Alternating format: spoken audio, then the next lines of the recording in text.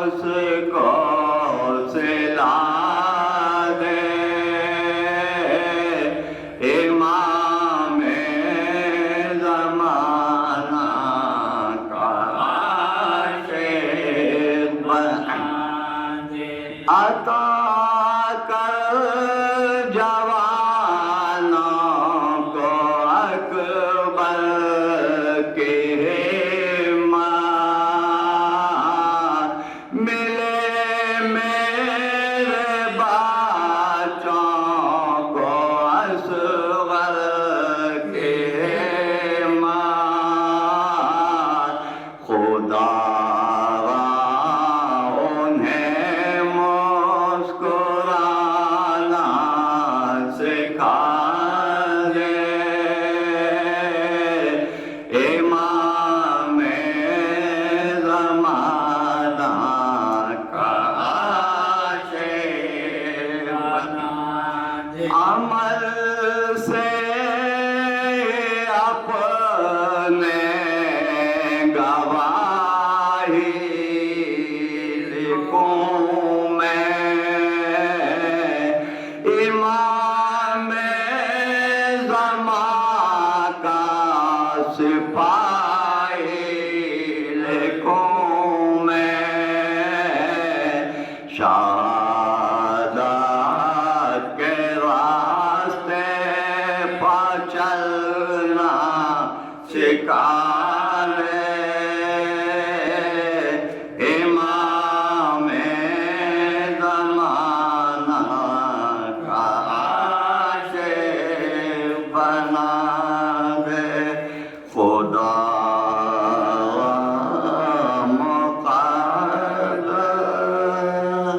مقدس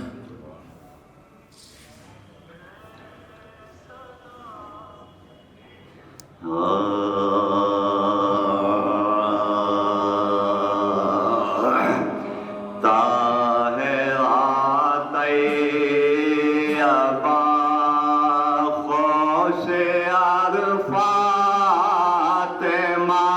عاقلہ فاضلہ دلاور فاطمہ طاہرہ طیبہ خوشیار فاطمہ عاقلہ فاضلہ دلاور فاطمہ نقش ہر برگ ہر پھول پر فاطمہ باغ سماعت کا ایسا شجر فاطمہ طاہرہ طیبہ خوشیار فاطمہ عاقلہ فاضلہ دلاور فاطمہ عرش والے ہی جانے تیری رفعت عرش والے ہی جانے تیری رفعت تجھ کو سمجھے گا کیا یہ بشر فاطمہ طاہرہ طیبہ خوشیار فاطمہ عاقلہ فاضلہ دلاور فاطمہ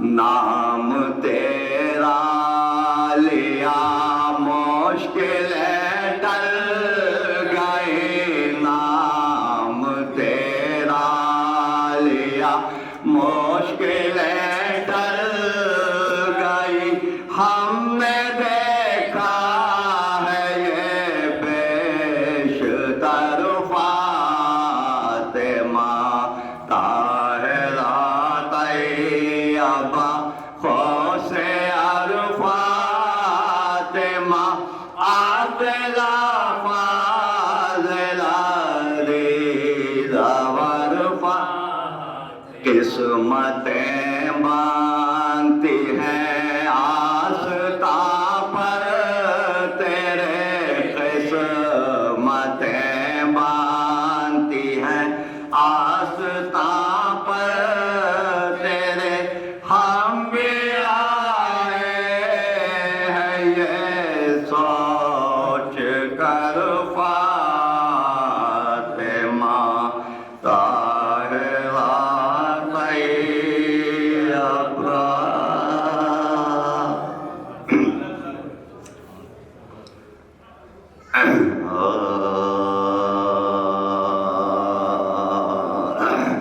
اس سے بڑھ کر اور کیا ہوگا حجاب فاطمہ،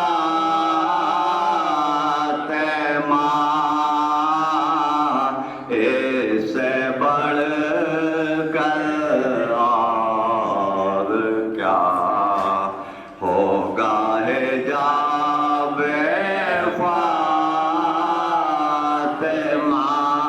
اس سے بڑھ کر اور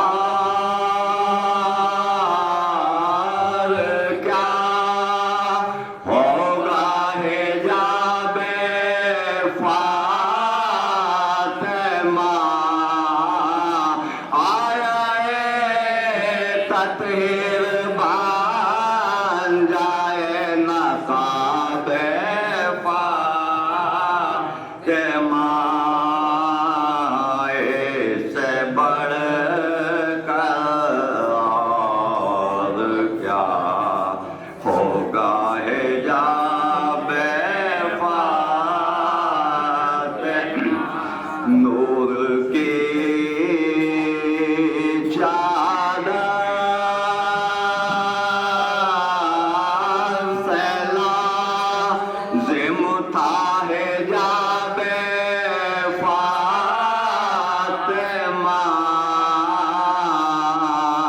نور کی چادر سے لازم تھا حجاب فاطمہ، بن گیا سایہ پیغمبر کا نقاب فاطمہ، اس سے بڑھ کر اور کیا ہوگا حجاب فاطمہ، اشرف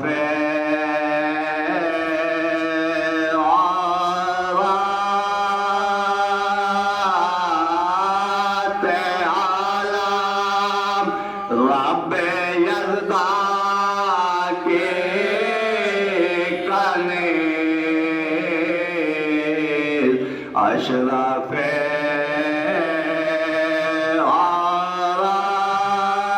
عورات عالم رب یزداں کے کنیز، بنت احمد زوجہ حیدر جناب فاطمہ،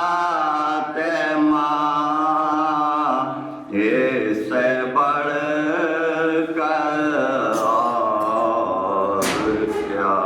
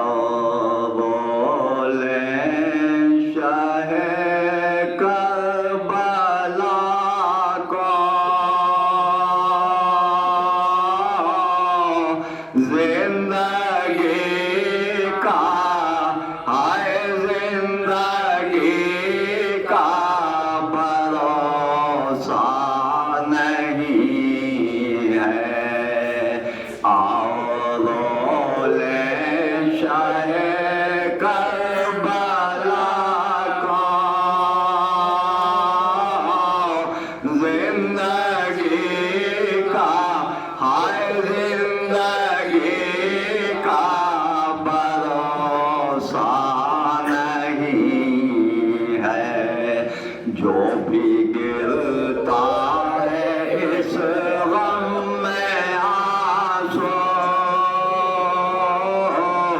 کوئی بیکار جاتا نہیں ہے آؤ رو لیں شاہ کربلا کو زندگی کا ہائے زندگی کا بھروسہ جب جلے ہوں گے خیمے حرم کے جب چھیلے ہوں گے سر سے ردائے جب جلے ہوں گے خیمے حرم کے جب چھیلے ہوں گے سر سے ردائے کیا بنی ہوگی سیدانیوں پر کیا بنی ہوگی سیدانیوں پر وہ سما دل سے جاتا نہیں ہے آؤ لیں شاہ کربلا کو زندگی کا ہائے زندگی کا بھروسہ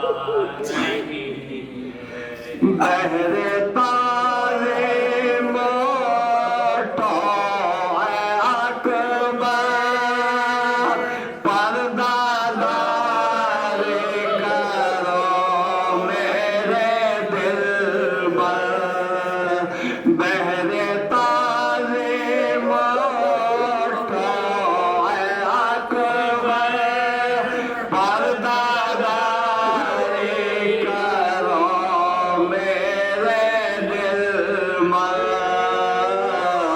آ رہی ہے سواری پھوپھی کی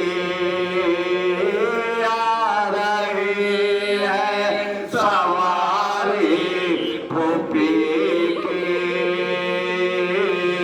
جس کا کوئی سہارا نہیں ہے آؤ بولیں شاہ کربلا کو زندگی کا ہائے زندگی کا بھروسہ جب مدینے میں جائے گی زینب کیا بتائے گی سغرا کو زینب جب مدینے میں جائے گی زینب کیا بتائے گی سغرا کو زینب ارے وہ نشان رسل بازوؤں پر وہ نشان رسل بازوؤں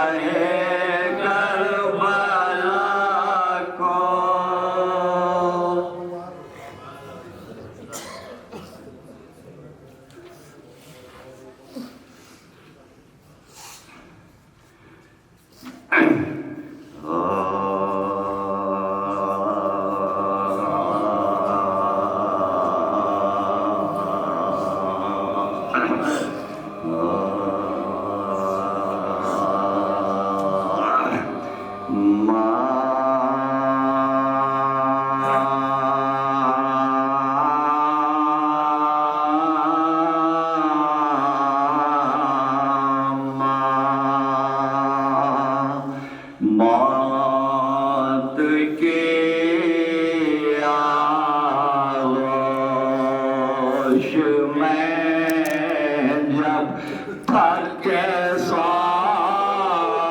جاتی ہے ماں، موت کی آغوش میں جب تھک کے سو جاتی ہے، تب کہیں جا کر تھوڑا سکون پاتی ہے ماں، موت کی آغوش میں جب تھک کے سو جاتی ہے۔ ہر پیار کہتے ہیں کسے اور مامتا کیا چیز ہے، پیار کہتے ہیں کسے اور مامتا کیا چیز ہے۔ ہر کوئی ان باتوں سے پوچھے جن کی مر جاتی ہے ماں،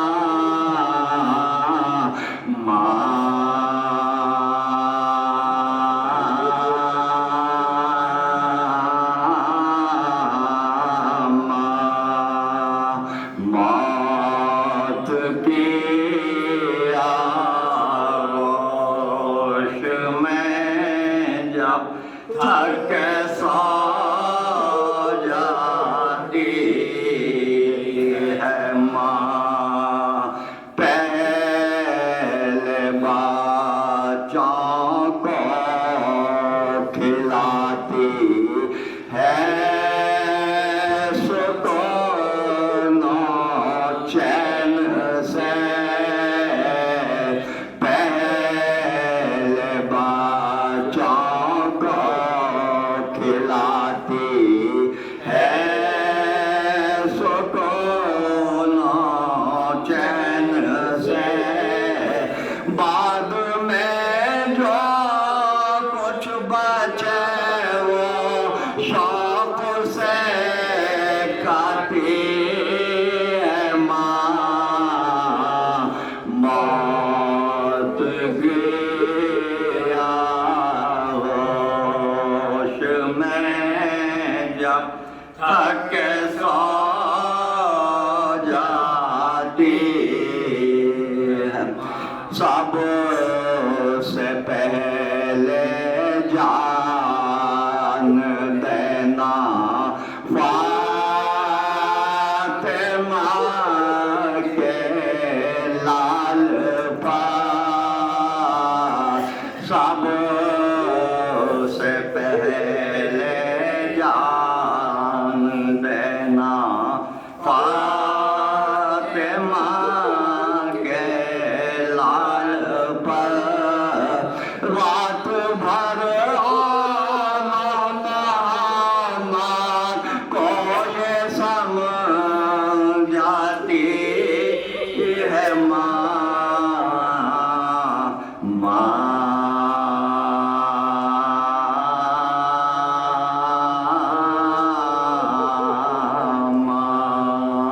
موت کی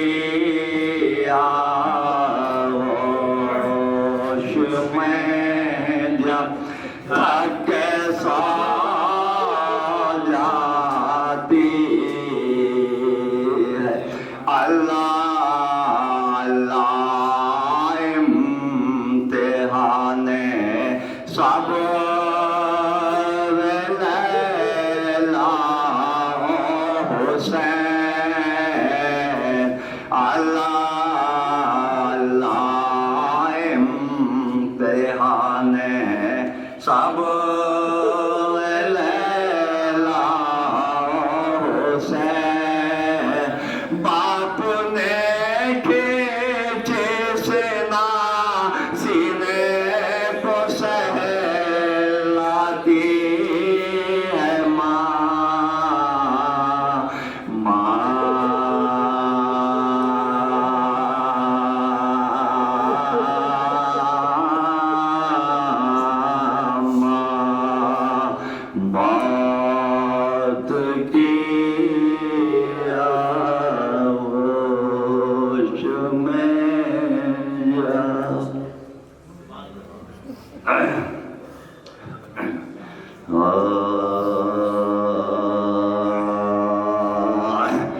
کسی بیمار نے خط اپنے مسیحا کو لکھا، کسی بیمار نے خط اپنے مسیحا کو، ارے حال بیماریوں کا بیٹی نے بابا کو، جو بھی ارمان تھا دل میں شاہ والا کو، اور سلام اپنا پھوپھی ثانی زہرا کو، اور سلام اپنا پھوپھی ثانی زہرا جی میں کہتی تھی میرا خط جو پہنچ جائے گا، ہے یقین اب کوئی لینے کے لیے آئے گا، ہے یقین اب کوئی لینے کے لیے آئے گا، کسی بیمار میں فتح۔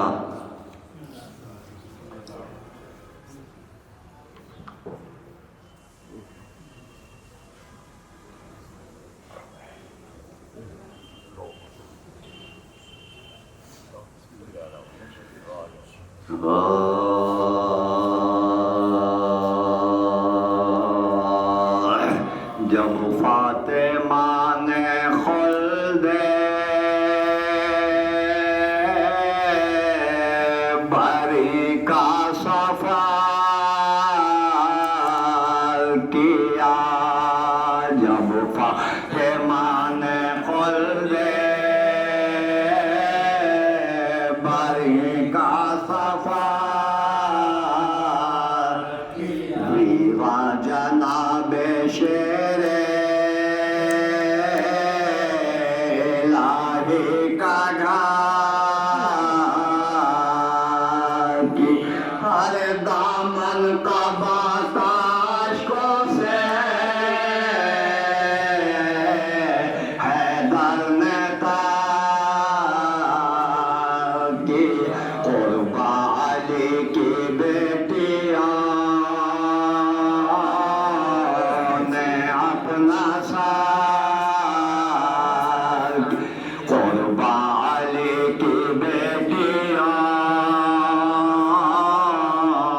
نے اپنا سار، ہر چلائی سر کو پیٹ کے اماں کے دار گئے، ہم پیٹنے کو رہ گئے، اور آپ مار، ہم پیٹنے کو رہ گئے، اور آپ مار، ارے یہ کیا غضب ہوا ہے کہ ہم ہو گئے تباہ، ہائے ہائے ہمارا ہوئے گا اب کس طرح،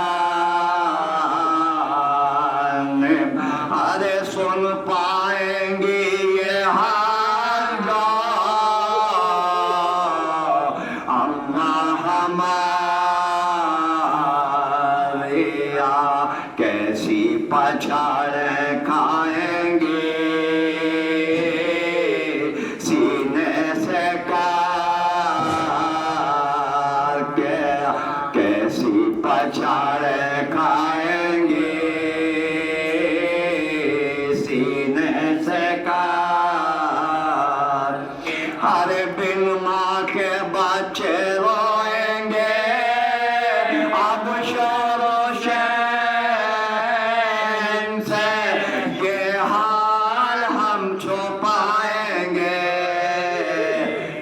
کر حسین سے یہ حال ہم سے پائیں گے، کیوں کر حسین چلائی سر کو پیٹ کے، زینب جگر پھینکا اماں تمہاری روح کے،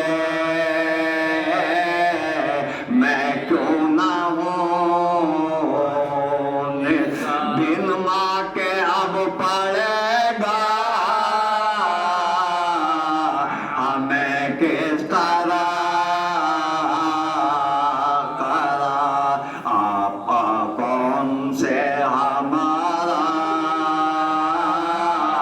بجز شاہ زلف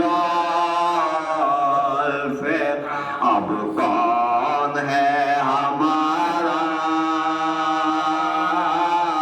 بجز شاہ زلف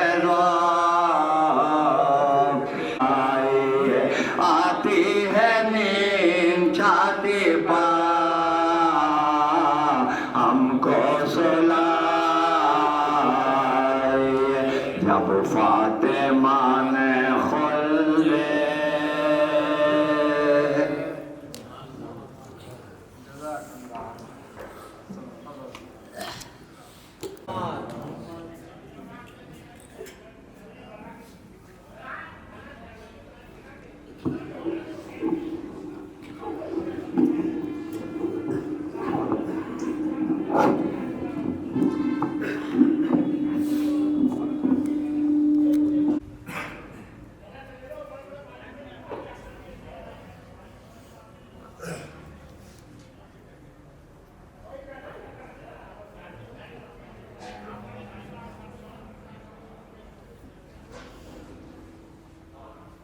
حضرات،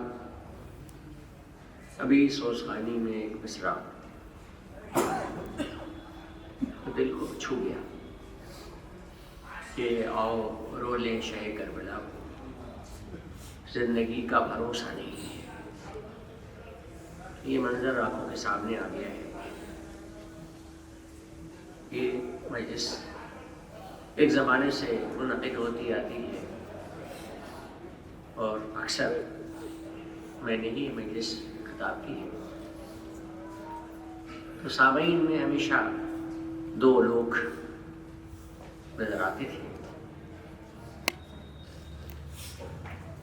ایک راجہ رضا علی خان صاحب اور ایک تصدق حسین صاحب، بڑی پابندی کے ساتھ۔ آج اس مجلس میں دونوں نہیں ہیں،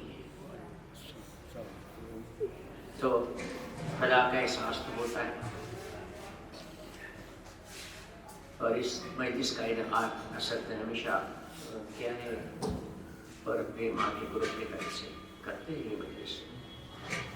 تو ان سب لوگوں کی یاد پہ ایک فاتحہ خوانی ہمیں کرنی چاہیے، تو میں آپ لوگوں سے گزارش کروں گا کہ ایک بار سورہ الحمد اور 3 بار سورہ توحید کی تلاوت فرما کے مرحوم رضا علی خان صاحب، اکبر علی خان صاحب، مرحومہ ابرار فاطمہ بنت محمود حسن صاحب، مرحومہ عمار فاطمہ بنت حامد حسن صاحب اور مرحوم تصدق حسین صاحب ابن زبرد حسین صاحب کے روح کے لیے سال کر دیجیے۔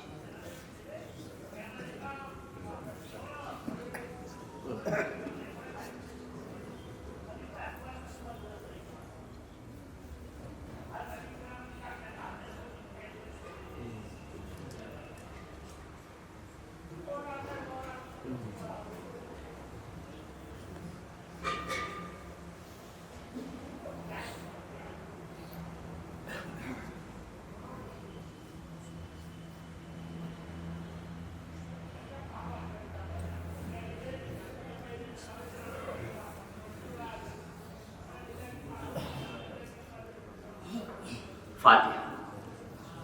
بسم اللہ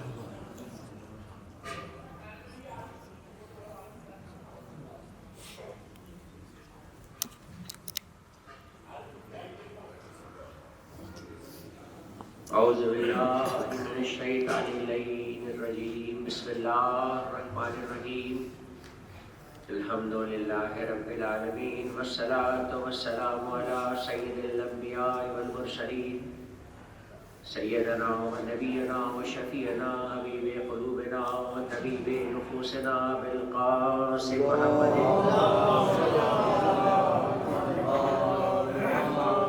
وعليه الطيبين الطاهرين المعصومين المظلومين. أما بعد فقد قال الله تبارك وتعالى في كتاب المجيد وفرقان الحميد وله الحق. بسم الله الرحمن الرحيم. إنا أعطيناك الكوثر فصل لربك وانحر إن شانئك هو الأبتر. صلوات پر محمد وعلى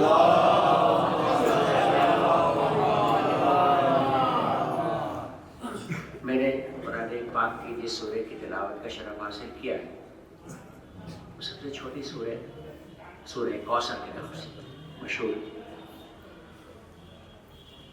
پروردگار عالم ارشاد فرما رہا ہے اپنے رسول کو خطاب کرتے ہوئے کہ ہم نے آپ کو کوثر عطا کیا ہے. انا اعطیناک الکوثر فصل لربک وانحر. تو آپ اپنے پروردگار کی تسبیح و تقدیس کریں اور قربانی پیش کریں. ان شانئک هو الابتر. اور جو آپ کے دشمن و مخالفین ہیں وہ ابتر ہو جائیں گے، یعنی ان کا سلسلے نسل منقطع ہو جائے گا. اس سورے کے شان نزول میں ایک تکلیف ہے.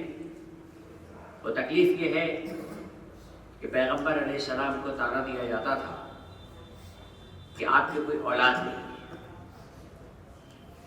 اور آپ کی کوئی اولاد نہیں ہے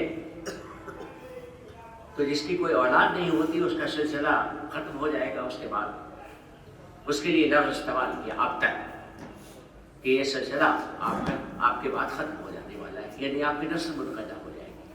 اور یہ بہت بڑا طعنہ تھا کہ نسل منقطع ہو جائے گی. اس پر پیغمبر اداس ہو جاتے تھے.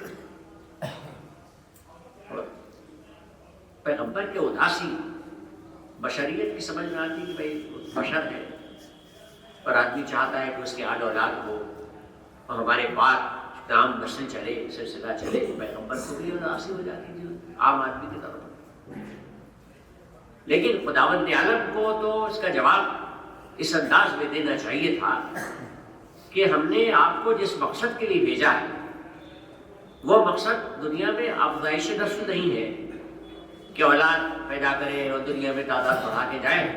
ہم نے تو آپ کو توحید کا پیغام پہنچانے کے لیے بھیجا ہے اور آپ کو شریعت کو پیغام پہنچانے کے لیے بھیجا ہے، دین اسلام کا نفاذ کے لیے بھیجا ہے. تو اگر اس کام میں کوئی کوتاہی ہو جو تو اب ٹھیک ہے، افسوس ہے.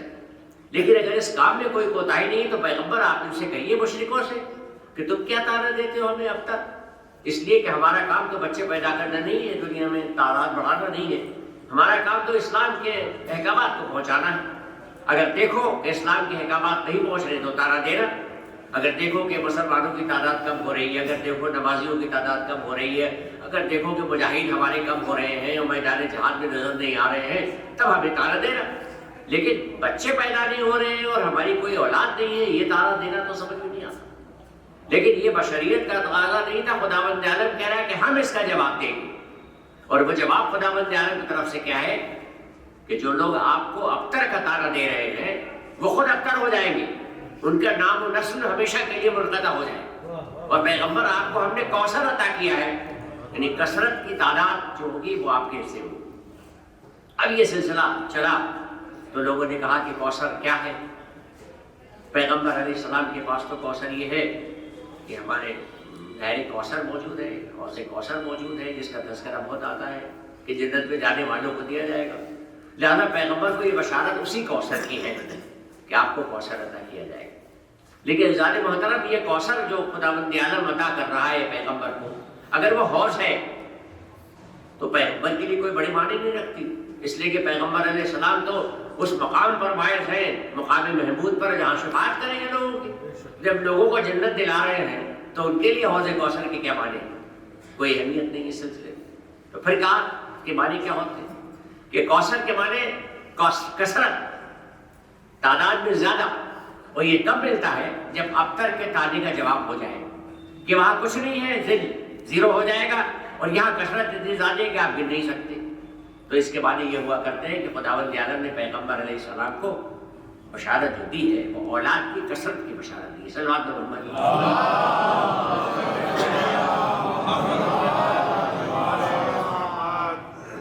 اور اب یہ اولاد کون ہے جس کی بشارت دی جا رہی ہے؟ اس کی بشارت جس کی دی گئی ہے وہ اولاد ہے جناب فاطمہ زہرا.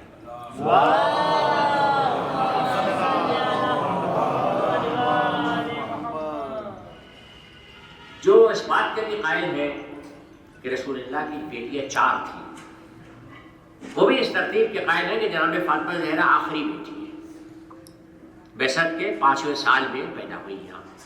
اس سے پہلے 3 بڑی اور ہیں کہتے ہیں. لیکن قرآن کا لہجہ یہ بتا رہا ہے کہ اگر پہلے سے موجودہ ہیں بیٹیاں تو ابتر کے تانے کے معنی کیا ہے؟ نہیں، پہلی بیٹی موجود ہے، دوسری بیٹی موجود ہے، تیسری بیٹی موجود ہے، تو ابتر کے تانے کے معنی یہ ہوئے کہ بیٹیاں ہی بیٹیاں ہیں، بیٹا نہیں ہے. یہی تو باتیں ہوئے. اور اگر کوئی بھی بیٹی نہیں ہے تب تصور میں آتی ہے بات کہ بھئی کوئی بھی بیٹی نہیں ہے، ایک بیٹی ہو گئی تو تانا ابتر کا ختم ہو جائے گا. تو یا تو یہ مان لیا جائے کہ تینوں بیٹیاں موجود تھیں اور اس کے بعد بھی ابتر کا تانا تھا. وہ تانا یہ تھا کہ آپ کو کوئی اولاد بیٹا نہیں ہے. جب کوئی بیٹا نہیں ہے تب ابتر کا تانا بیٹے سے ہی مٹ سکتا ہے، بیٹی سے تو نہیں مٹ سکتا. اگر چوتھی بھی بیٹی پیدا ہو جائے تو کہا جائے گا جو 3 بیٹیوں پر تانا دیا جاتا تھا کہ ابتر ہے آپ، چوتھی بیٹی کے پیدا ہونے کے بعد تو تانا اور بڑھ جائے گا. اس لیے کہ ہم تو کہتے ہی تھے کہ ابتر ہے آپ، ایک بیٹی، دوسری بیٹی، تیسری بیٹی، اب چوتھی بھی بیٹی ہو گئی. اس کے بعد کیا ہوئے؟ اس کے بعد ہوئے کہ پہلے کوئی نہیں ہے اور اب جو ہے اسی کے لیے کہا جا سکتا ہے جو بھی اولاد ہو، یہ بیٹا ہو یا بیٹی ہو، اس کے لیے کہا جا سکتا ہے کہ اس سے تانا مٹ گیا ابتر کا کہ ہماری اولاد ہے اور دوسرا کا سلسلہ ختم ہو جائے گا. بس جناب محترم یہی کہنا چاہ رہا تھا آپ کے سامنے کہ جو ابتر کا تانا ہے وہ تانا یہ بتا رہا ہے کہ ایک پیغمبر کی نسل اس کے بعد منقطع ہو جائے گی. اور اب پیغمبر کی نسل کے بعد منقطع نہیں ہو جائے گی، اس لیے کہ بشارت دے دی پیغمبر کے خداوند عالم نے کہ آپ کو ہم نے نسل کثیر عطا کر دی. اب جو نسل کثیر عطا کر دی ہے تو پھر اس کے بعد آپ کے جو دشمن ہیں وہی عطا ہو جائے گا. اب ایک بات کہوں آپ کے سامنے کہ پیغمبر علیہ السلام کو خداوند عالم نے بیٹی کی بشارت دی. اور ایسا نہیں ہے کہ خداوند عالم کے خزانے میں بیٹوں کی کمی ہو. آپ دیکھیے مانگ کے لیے لوگوں نے حضرت ابراہیم علیہ السلام ہے، اسماعیل ان کو فرزند ملا ہے. کئی سال کے بعد جناب اسحاق میں ان کے فرزند ہیں. جناب زکریا ہے، یحییٰ کے لیے دعائیں کرتے ہیں تو بیٹا ملا ہے. تو سب پیغمبروں کو ہم دیکھتے ہیں کہ بیٹا خداوند عالم نے عطا کیا ہے. لیکن یہ ہمارا پیغمبر جو اشرف المرسلین ہے اس کو بیٹی کیوں عطا کر دی؟ اس کو بھی تو بیٹا عطا کر سکتا تھا خداوند عالم. جیسے ابراہیم کو بیٹے 1 نہیں 2 دے دیے ہیں، زکریا کو دے دیے ہیں، انہیں بیٹی کیوں عطا کر دی خداوند عالم نے؟ اس کی مسئلہ تو وہی جانے. لیکن جو بات میری سمجھ میں آئی ہے وہ یہ ہے کہ جس پر سب سے زیادہ عذاب تھا اس زمانے میں خداوند عالم نے اس کو ہی نعمت بنا کے رکھ دیا. یعنی وہ صرف جو معتوب تھی، معتوب اتنی معتوب تھی کہ پیدا ہو تو زندہ دفن کر دی جائے. اس سے زیادہ معتوب کیا ہو سکتا ہے کوئی کہ جس کو حق زندگی بھی نہیں ہے، حق حیات بھی نہیں ہے، کہ پیدا ہو تو اسے زندگی دفن کر دیا جائے.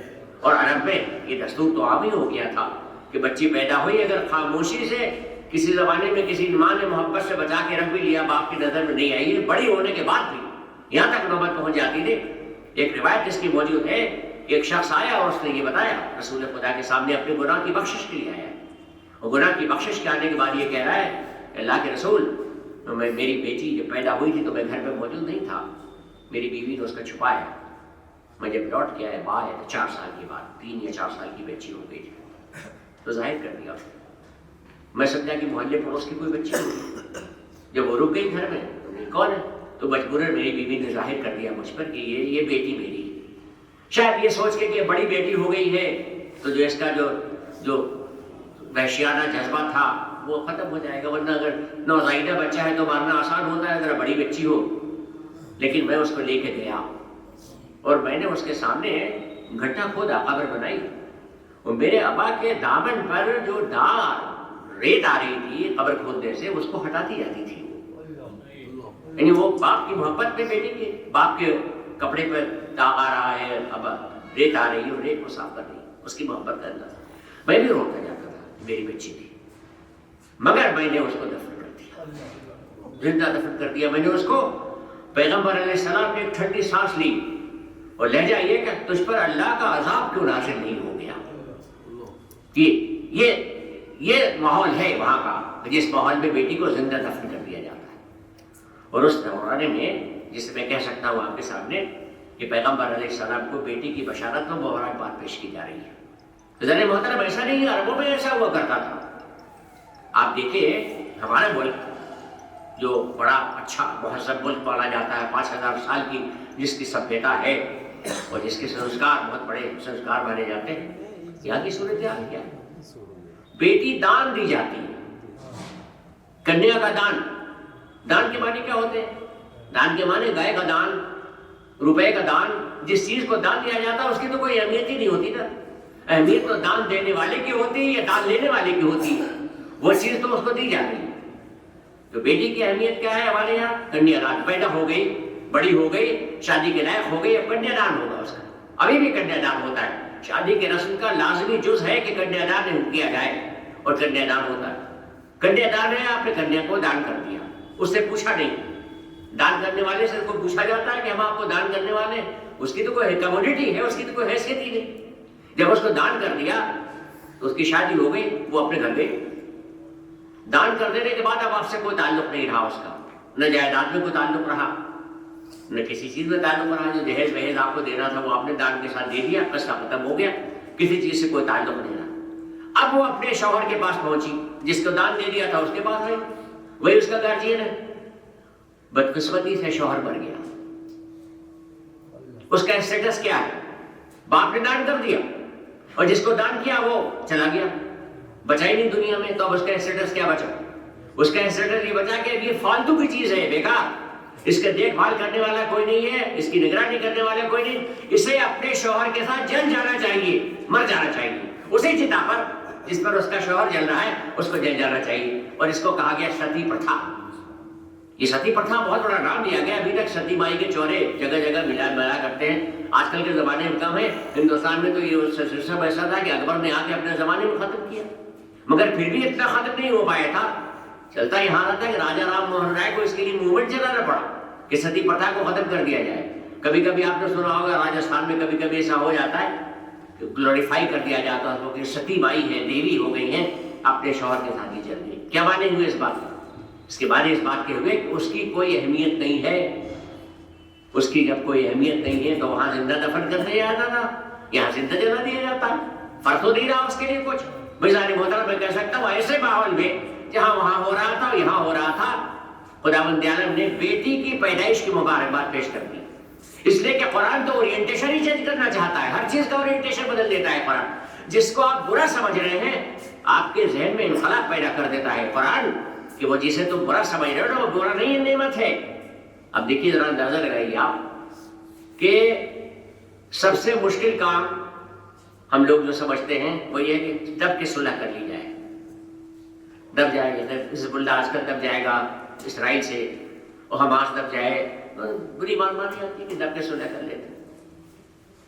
تو دبی ہوئی صلح کو تو کوئی جیت نہیں کہتا.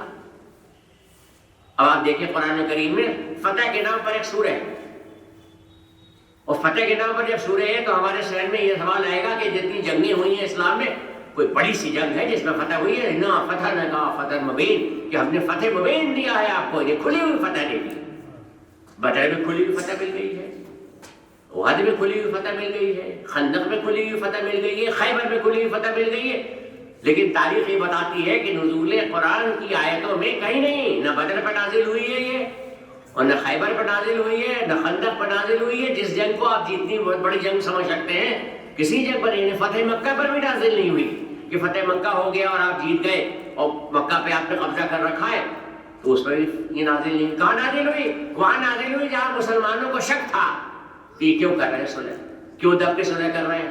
یعنی آپ چاہتے ہیں نا صلح حدیبیہ میں، صلح حدیبیہ میں یہی جواب پڑا رہا تھا پیغمبر کا، آپ دب کے صلح کیوں کر رہے ہیں. یہاں تک کہ نبوت پر شک و شبہ تک ہونے لگا کہ اب آج تک کبھی مجھے نبوت پہ اتنا شبہ نہیں ہوا تھا جیسا آج ہوا ہے کہ دب کے صلح کرے. اور دب کے صلح نہیں ہے تو کیا ہے کہ کافر یہ کہتا ہے کہ ہمارا آدمی آئے گا تو واپس کرنا پڑے گا آپ کو، اور آپ کا آدمی آئے گا تو ہم واپس نہیں کریں. یہی بات بری لگی لوگوں کو. اس سال آپ چلے جائیں گے، اگلے سال آئیں گے عمرہ کرنے کے لیے، آپ کو آ کے واپس جانا ہے، یہیں جائیں گے، یہیں قربانی کر دیجئے، کہیں جانے نہیں سکتے، مکہ میں داخل نہیں ہو سکتے. یعنی ہر شرائط کافر کی مانی جا رہی ہے، اور ہر شرائط کو ماننے کے بعد بھی مسلمانوں میں ظاہر ہے کہ بے چینی ہے، پریشانی ہے، سمجھایا جا رہا ہے. یہاں نوبت ہے کہ رسول اللہ یہ فرما رہے ہیں کہ آپ ہم یہیں رک جائیں گے اور یہیں قربانی کر دیں گے، عمرہ ہمارا یہیں ہو جائے گا، اور سر بڑھائیں گے جانی قربانی کرنے کے بعد. حکم دیا اصحاب کو، اور کوئی قربانی کرنے کے لیے نہیں اٹھا، کوئی سر بڑھانے کے لیے نہیں اٹھا. رسول اللہ ملول ہوئے کہ ہمارے اصحاب جن سے میں کہہ رہا ہوں کہ اب یہیں رک جاؤ، اور شریعت کا حکم یہ ہے کہ جہاں روک دیا جائے گا وہیں رک جائیں گے آپ، اور وہیں قربانی ہو جائے گی، وہیں سر بڑھائیں گے، وہیں یعنی عمرے کی رسم آپ کی پورے ہو جائے گی. نہیں کیا، یہاں تک کہ جناب ام سلمہ نے کہا یا رسول اللہ آپ فکر نہ کریں، آپ خود یہ کام کریں تب لوگ کریں گے. تو رسول اللہ نے خود شفقت کی ہے، پہلے اپنی قربانی پیش کر دی اور اپنا سر بڑھائے، پھر بعد میں سامنے کر رکھا. تو اتنی ناراضگی کے باوجود جو خداوند عالم کہتا ہے یہ ہم نے کھلی ہوئی فتح دی آپ کو، تاکہ اورینٹیشن آپ کا بدل جائے کہ فتح و شکست کا معیار یہ نہیں ہوتا جو تم کر رہے ہو. فتح و شکست کا معیار یہ ہوتا ہے کہ دوسرا نتائج اس کے کیا ہوں گے، اور دورس نتائج اس کے دیکھ لیجیے آپ. کسی جنگ میں وہ کامیابی نہیں ہوئی ہے جو صلح میں کامیابی ہوئی. 3 سال کے لیے مورٹیریا میں پیس قائم ہو گئی، اور جنگ کا مقصد پیس قائم کرنا تو ہوتا ہے. اگر صلح سے پیس قائم ہو جاتی ہے، شانتی قائم ہو جاتی ہے، تو اس کا نتیجہ کیا ہوا؟ 3 سال تک آرام سے رسول اللہ رہے. جنگ خیبر فتح ہوئی، اور اسی 3 سال کے اندر یہ تیاریاں مکمل ہو گئی کہ جب مکہ کو فتح کرنے کے لیے رسول خدا تشریف لائے ہیں تو مکہ میں کوئی مقابلہ نہیں کرنے والا آیا تھا، اور خاموشی کے ساتھ مکہ فتح ہو گیا. یہ صلح حدیبیہ کی فتح کی دورس نتائج ہیں کہ صلح حدیبیہ میں جو صلح کی تھی خداوند عالم نے اور کرایا کہ یہ دیکھو تم نے ہم فتح مبارک دے رہے ہیں، تمہیں کھلی ہوئی فتح دے رہے ہیں. اس کا نتیجہ کیا ہوا؟ اس کا نتیجہ یہ ہوا کہ آخری منزل میں صلح حدیبیہ کے منزل کا اختتام کہاں ہوتا ہے؟ فتح مکہ پر ہوتا ہے. مگر یہ اس وقت کوئی سمجھ نہیں سکتا تھا، اس لیے کہ بشیت کی نظریں اور دیکھتی. ایسے ہی کوئی سمجھ نہیں سکتا تھا کہ فاطمہ کے وجود کی اہمیت کیا ہے. خداوند عالم کہہ رہا ہے ہم بتاتے ہیں فاطمہ کے وجود کی اہمیت کیا ہے. اور فاطمہ کی وجود کی اہمیت یہ ہے کہ اگر فاطمہ نہ ہو تو رسالت کی تکمیل نہیں ہو سکتی. سر بات پڑھیں آپ.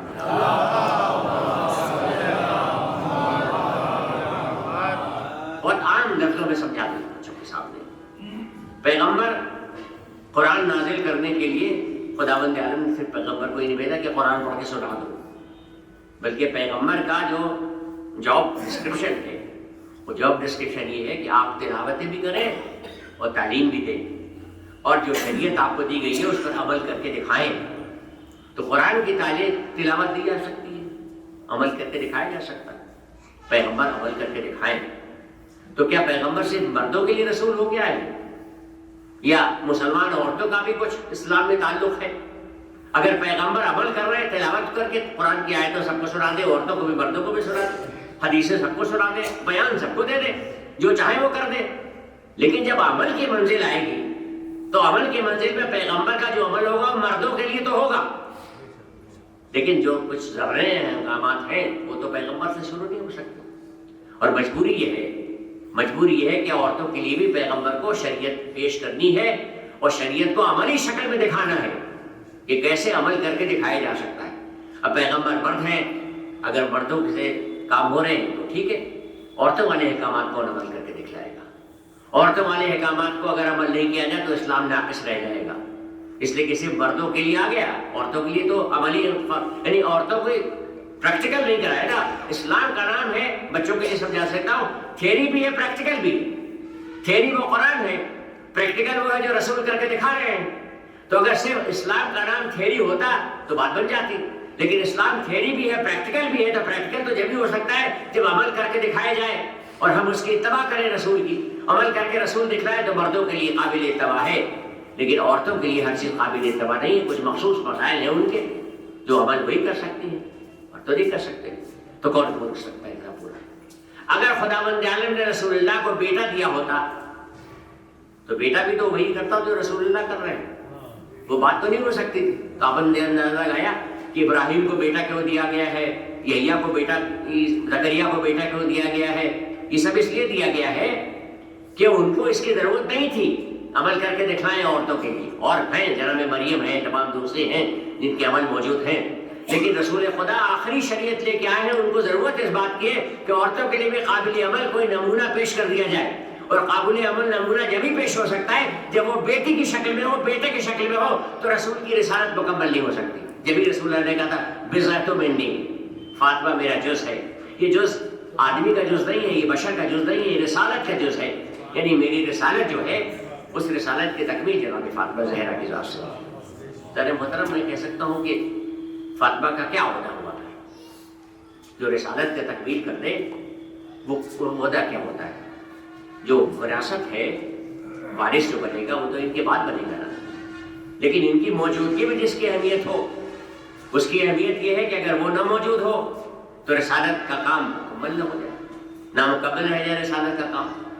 یہ جناب فاطمہ زہرا کی جو اہمیت ہے اس کا اندازہ ہم اسی وقت لگا سکتے ہیں جب دیکھیں کہ مخصوص کوئی عمل ایسا رسول اللہ کا ہے جو فاطمہ زہرا کے لیے ہے اور کسی اور کے لیے نہیں۔ اگر کوئی مخصوص عمل ہے تب اندازہ ہو سکتا ہے۔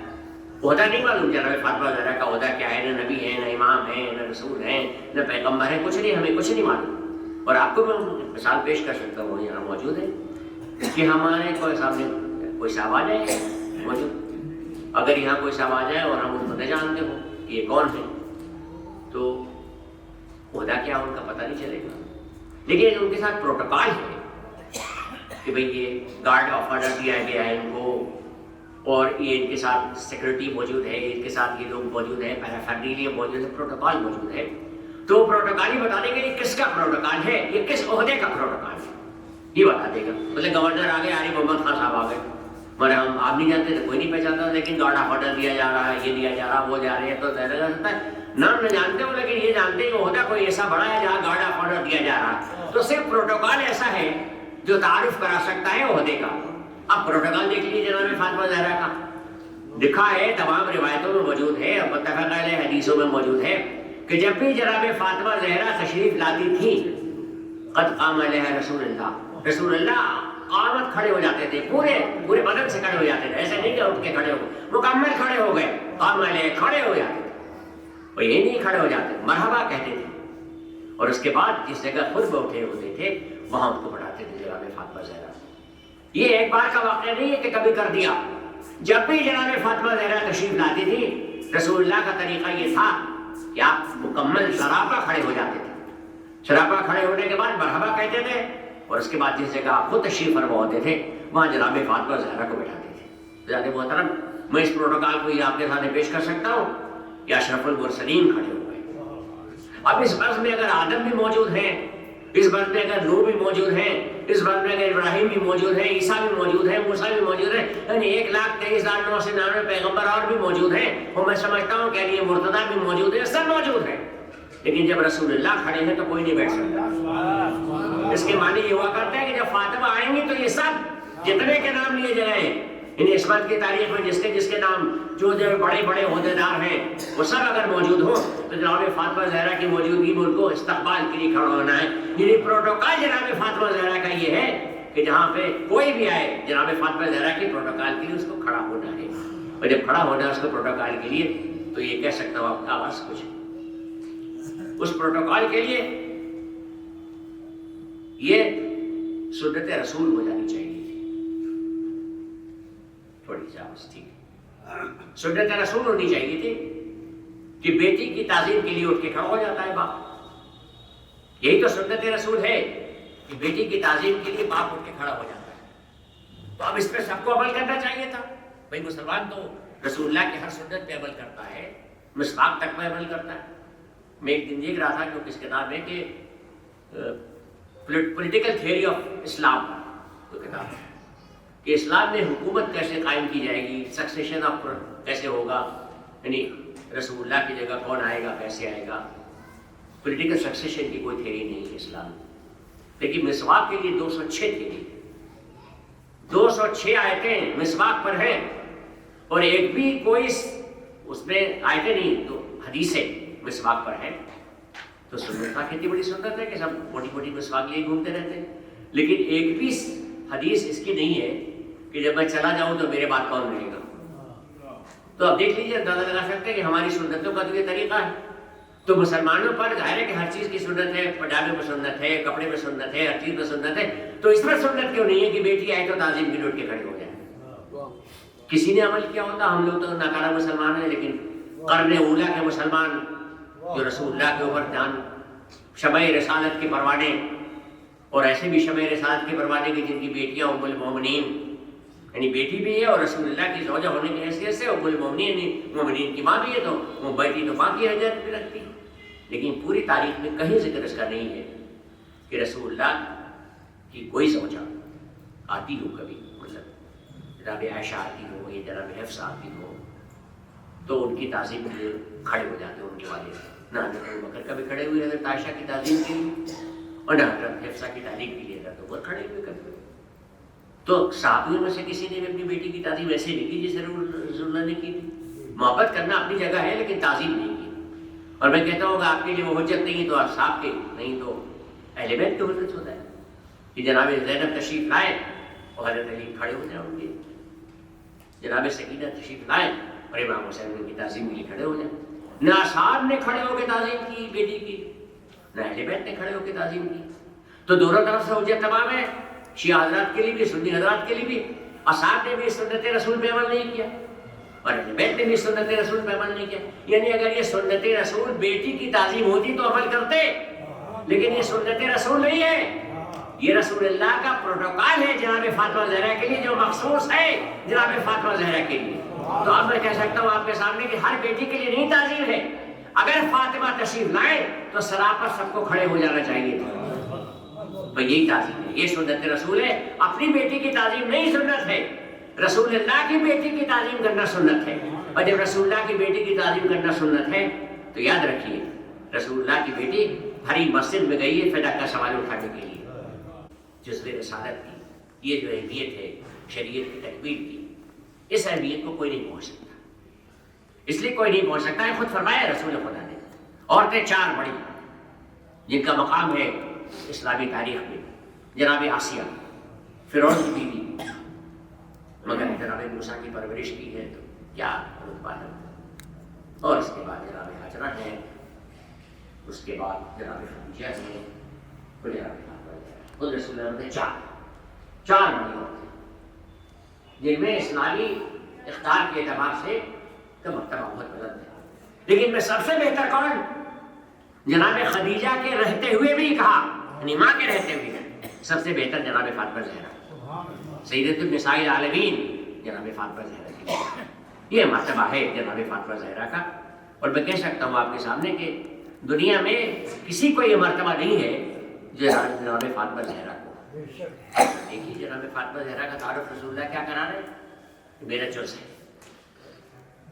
یہ جز وہ جز نہیں ہے جو ہر باپ کا جز اس کی بیٹی یا بیٹا ہوتا ہے، یہ جز رسالت کا جز ہے کہ اگر یہ موجود نہ ہو تو رسالت کل نہیں ہو سکتی، بغیر جز کے تو کل مکمل نہیں ہوتا نا۔ کل تو جب بھی ہو سکتا ہے جب جز کے دو حصے مل جائیں، ایک بڑا حصہ ایک چھوٹا حصہ، اگر دونوں حصے مل جائے تو کل ہو سکتا ہے۔ تو رسالت اگر کل ہے تو اس کے معنی یہ ہوا کرتے ہیں کہ جناب فاطمہ زہرا کو شامل کیا جانا چاہیے۔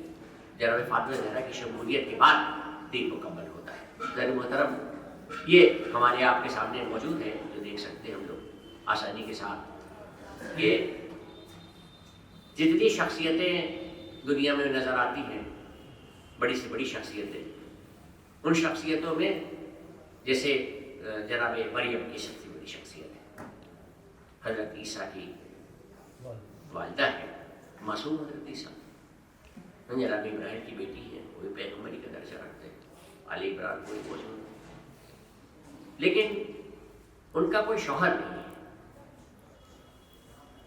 ان کا کوئی شوہر نہیں ہے۔ تو یہ کہا جا سکتا ہے کہ عورت کی شخصیت کا جو ایک پہلو ہے ماں کا اور بیٹی کا وہ تو دکھائی دیتا ہے وہاں پہ، لیکن جو دوسرا پہلو ہے امپورٹنٹ، بہت امپورٹنٹ ہے زوجہ کا، وہ نہیں دکھائی دے سکتا۔ کہ جناب مریم کی سیرت میں وہ پہلو نہیں ہے کہ شوہر کی تابعداری کیسے ہوتی ہے، شوہر کی خدمت کیسے ہوتی ہے، شوہر کے ساتھ سلوک کیا ہوتا ہے، یہ پہلو موجود نہیں۔ تو جہاں پہ مکمل ہو جاتی ہے سیرت عورت کی وہ تو جناب فاطمہ زہرا ہے، اور جہاں مکمل نہیں ہو پاتی بہت بڑا مرتبہ ہے، لیکن جناب مریم کی سیرت مکمل نہیں ہوتی۔ تو بات کہتی ہے بالکل صحیح کہتے ہیں، ایک نسبت سے جناب مریم کی عزت ہے، بڑی تعظیم ہے۔ وہ نسبت کیا ہے؟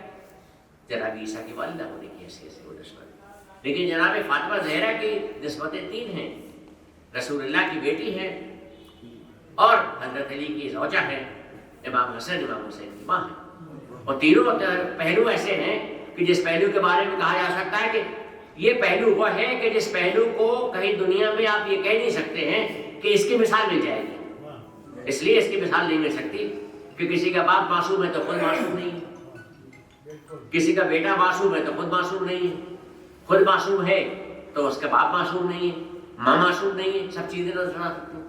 لیکن جناب فاطمہ زہرا کا پہلو یہ ہے کہ والد بھی معصوم ہے، شوہر بھی معصوم ہے، اور بیٹے بھی معصوم ہیں، اور اب جناب خدیجہ آ گئی جو معصوم نہیں ہے۔ لیکن مرتبہ جناب خدیجہ کا کیا ہے؟ جناب خدیجہ کا مرتبہ یہ ہے کہ رسول اللہ نے جناب خدیجہ کی موجودگی میں کوئی شادی نہیں کی، اور اب آپ دیکھتے ہیں کئی چیزیں دیکھتے ہیں کہ قرآن تو ویسے بھی اورینٹیشن چینج کرنے والا ہے۔ ہمارے یہاں کیا دستور ہے، لڑکی کی عمر کم ہونی چاہیے، لڑکے کی عمر زیادہ ہونی چاہیے، اور یہ جو ہندوستان میں پوزیشن ہے اس کے پوزیشن سے کہہ سکتے ہیں کہ بیوہ ہو تو اس کی بالکل شادی ہو ہی نہیں سکتی۔ ودھوا وواہ کے سلسلے میں تو تمام چاروں طرف ریفارم چل رہے ہیں، وہ بھی ہم دیکھتے ہیں اس سلسلے میں۔ جو بات کہتے ہیں لوگ سمجھ میں آتی والی بات ہے، وہ بات یہ ہے کہ اسلام ہندوستان میں ذرا ایسا مشکل میں ہے، ساری دنیا میں مشکل میں ہے، یہاں زیادہ مشکل میں ہے۔ یہاں زیادہ مشکل میں یہ ہے کہ چاروں طرف سے یہ الغار ہے تو اسلام پر یہ الغار ہے۔ تو یہ کہا جاتا ہے ملک سنویدھان سے چلے گا، شریعت سے نہیں چلے گا۔ شریعت کو بھی سنتے رہتے ہیں، ویڈیو پہ آتا ہے شریعت، اب شریعت ہو گئی ہے، شریعت سے نہیں چلے گا، سنویدھان سے چلے گا۔ آپ مجھے بتائیے، اگر سنویدھان سے ملک چلتا ہے تو چل ہی رہا ہے۔ سنویدھان آیا کہاں سے؟ سنویدھان آیا ہے انگریزوں سے، اور انگریزوں نے جو یہ حقوق دیے ہیں دنیا میں، یہ مسلمانوں سے لیے۔ تمام کتابوں میں اس کا تذکرہ نکلائے گا، سیکولر جتنا سسٹم ہمارا آیا ہے، سیکولر سسٹم یہ آتا ہے کہ جو حقوق ہیں عورتوں کے اور مردوں کے، وہ سارے حقوق نہ اس وقت تھے ویسٹرن ورلڈ میں اور نہ یہاں تھے۔ یہاں تو منی اسمرتی میں جانے کیا کیا لکھا ہوا، لیکن وہ نہیں تھے۔ تو انگریزوں نے کہاں سے لیا؟ انگریزوں نے مسلمانوں سے لیا۔ اور قرآن کو دیکھنے کے بعد جب مسلمانوں کی حکومتوں کا سلسلہ تھا تو انہوں نے دیکھا بھائی اسلامی شریعت میں عورتوں کے حقوق یہ ہے۔ کرسچینٹی میں طلاق نہیں ہوتی، کرسچینٹی میں طلاق نہیں ہوتی، تو طلاق کا دستور ان کے یہاں کہاں سے آئے؟ وہ تو نہیں ہوتا ان کے یہاں، طلاق کے دستور ہی نہیں ہوتا، وہ سب کہاں سے آ گئے ان کے دستور؟ عورتوں کے حقوق کہاں سے آ گئے؟ ہندوستان میں تو عورتوں کے حقوق ہی نہیں، وہ کہاں سے آ گئے؟ اس کا مطلب جو آپ کا سنویدھان ہے، وہ سنویدھان میں بہت سی چیزیں وہ آ گئی ہیں جو شریعت کا جز ہے، اور شریعت کا جز ہے۔ تب ہمیں یہ دیکھنا چاہیے اس سلسلے میں کہ آپ جو سنویدھان چلا رہے ہو بہت سا شریعت میں چل رہا ہے۔ اب دیکھیے کبھی کبھی پریشانی ہوتی ہے۔ اسلام نے کیا کہا؟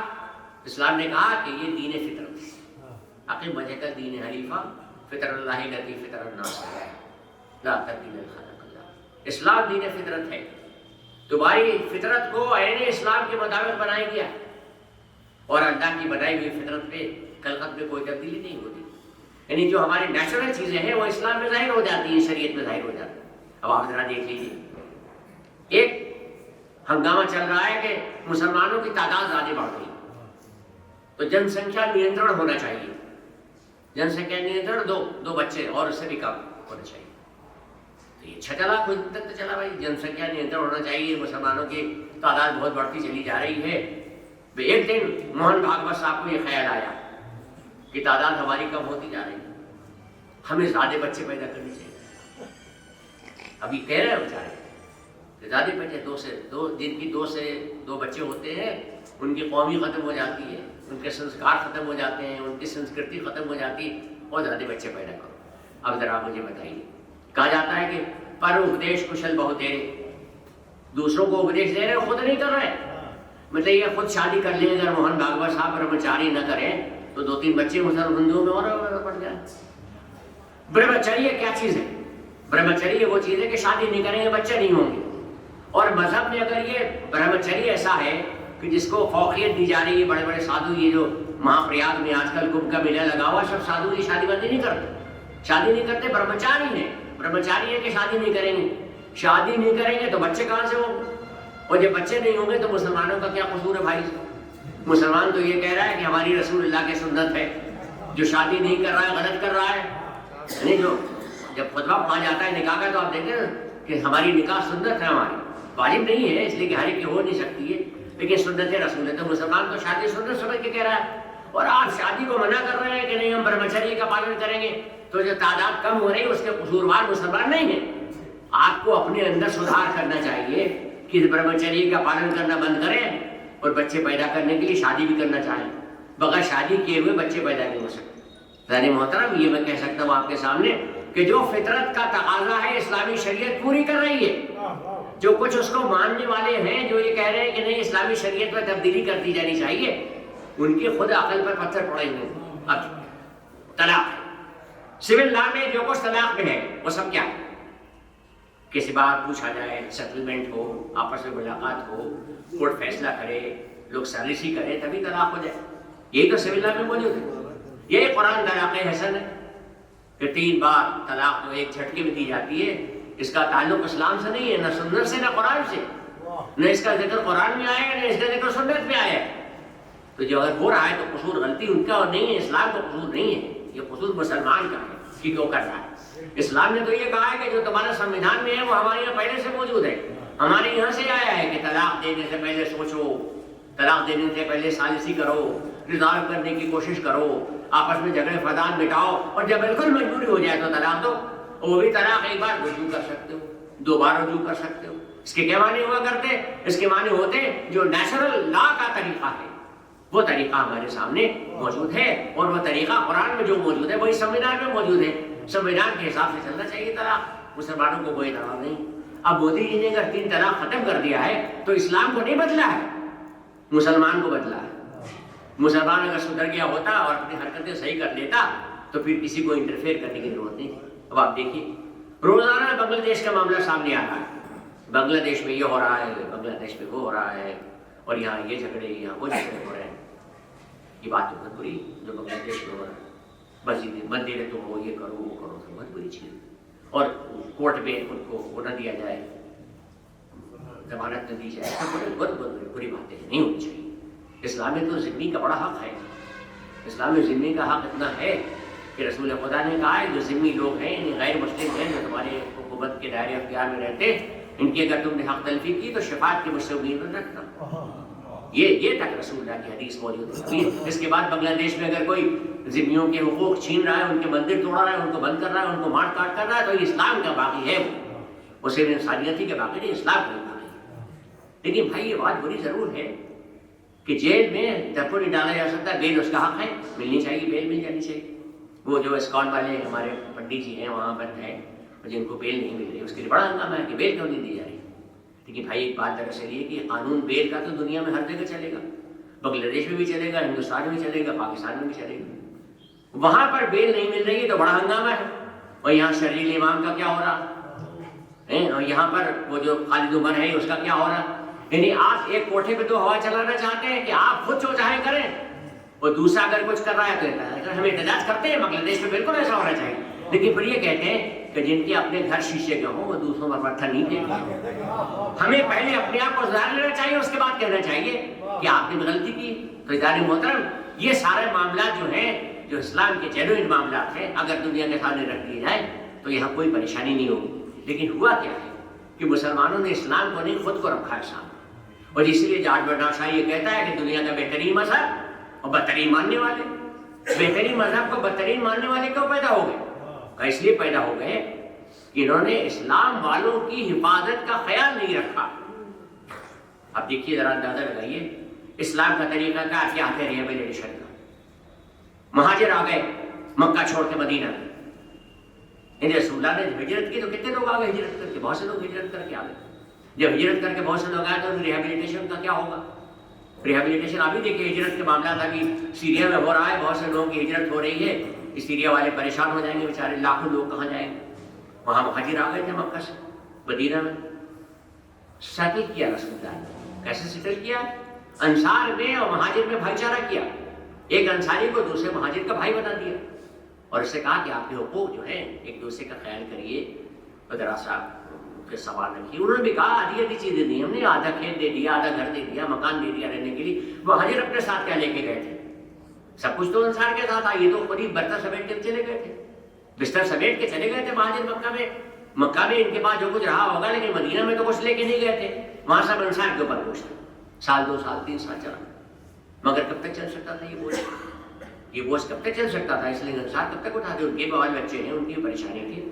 تو پہلا کام کہ جیسے رسول اللہ کو خمس کی کوئی جائیداد ملی, خمس کی جائیداد قرآن کا طریقہ ہے جس پہ آپ نے گھوڑے نہیں دوڑائے, جس پہ جنگ نہیں کی, جس پہ آپ نے جہاد نہیں کیا ہے, وہ اگر مال مل جاتا ہے رسول اللہ کو تو وہ رسول کا اور اللہ کا حق ہے.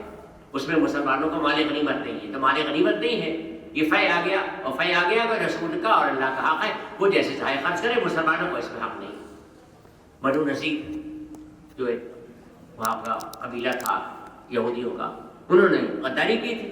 غداری کی تھی تو ان کی سزا دی گئی. ان کی سزا یہ دی گئی کہ آپ ساتھ چھوڑ کے جائیے, جتنا سامان آپ لے کے جا سکتے ہیں اونٹ کے اوپر وہ تو لے جائیے, لیکن باقی جو آپ کی موبائل پراپرٹی وہ یہ رہ جائے گی, وہ چلے گئے.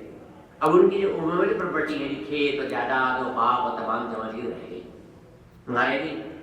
وہ رہ گئی تو رسول اللہ نے پہلا کام یہ کیا کہ مہاجرین میں سے تقسیم کر دیا سب, یعنی انصار کا بوجھ ختم کر دیا. پہلے انصار تھے, اس میں حضرت ابوبکر کو بھی آیا, حضرت عمر کو بھی آیا, حضرت عثمان کو بھی آیا, سب کو ملا. اس میں سے انصار میں سے جو 2 غریب لوگ تھے, کیا وہ جنرل انصاری ہوئے کوئی اور, جن کو حصہ رکھا تھا, باقی انصار میں صرف 2 کو دیا. وہ مہاجرین میں سے سب کو حصہ دے دیا تاکہ ریہیبلیٹیٹ ہو جائے, اپنا گھر ہو جائے, اپنا مکان ہو جائے. کیوں دیا؟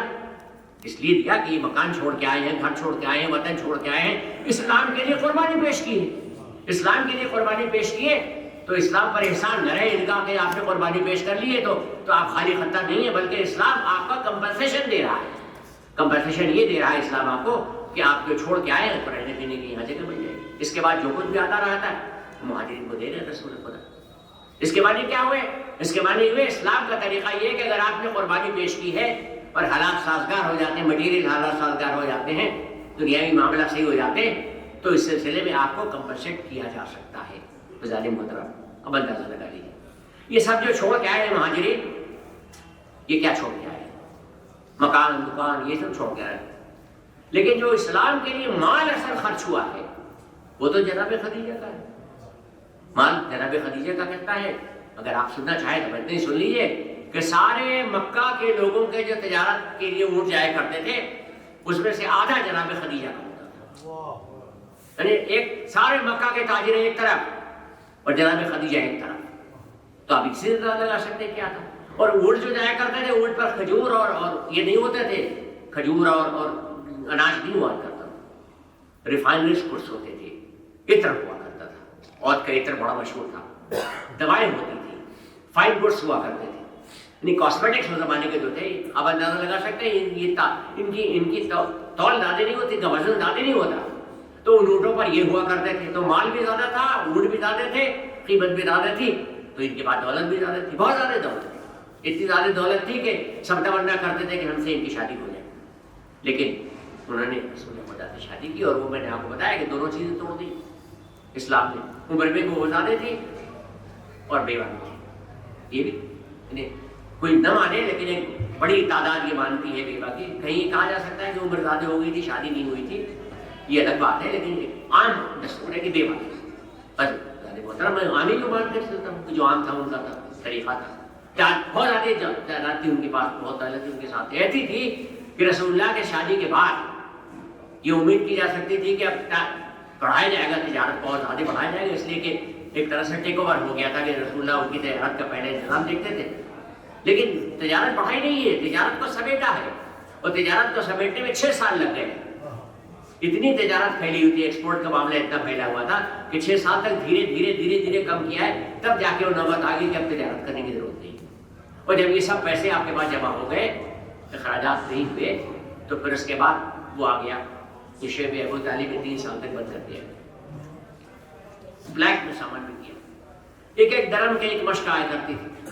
مولا فرماتے ہیں حضرت علی کہ میں جاتا تھا مشق لینے کے لیے پانی کا, تب بائیکاٹ کر رکھا تھا, جیسے امریکہ بائیکاٹ کر دیتا ہے, ایران کا کرے رکھا بائیکاٹ, ایسے بائیکاٹ کرنے کا طریقہ تھا, تو بائیکاٹ کر رکھا تھا.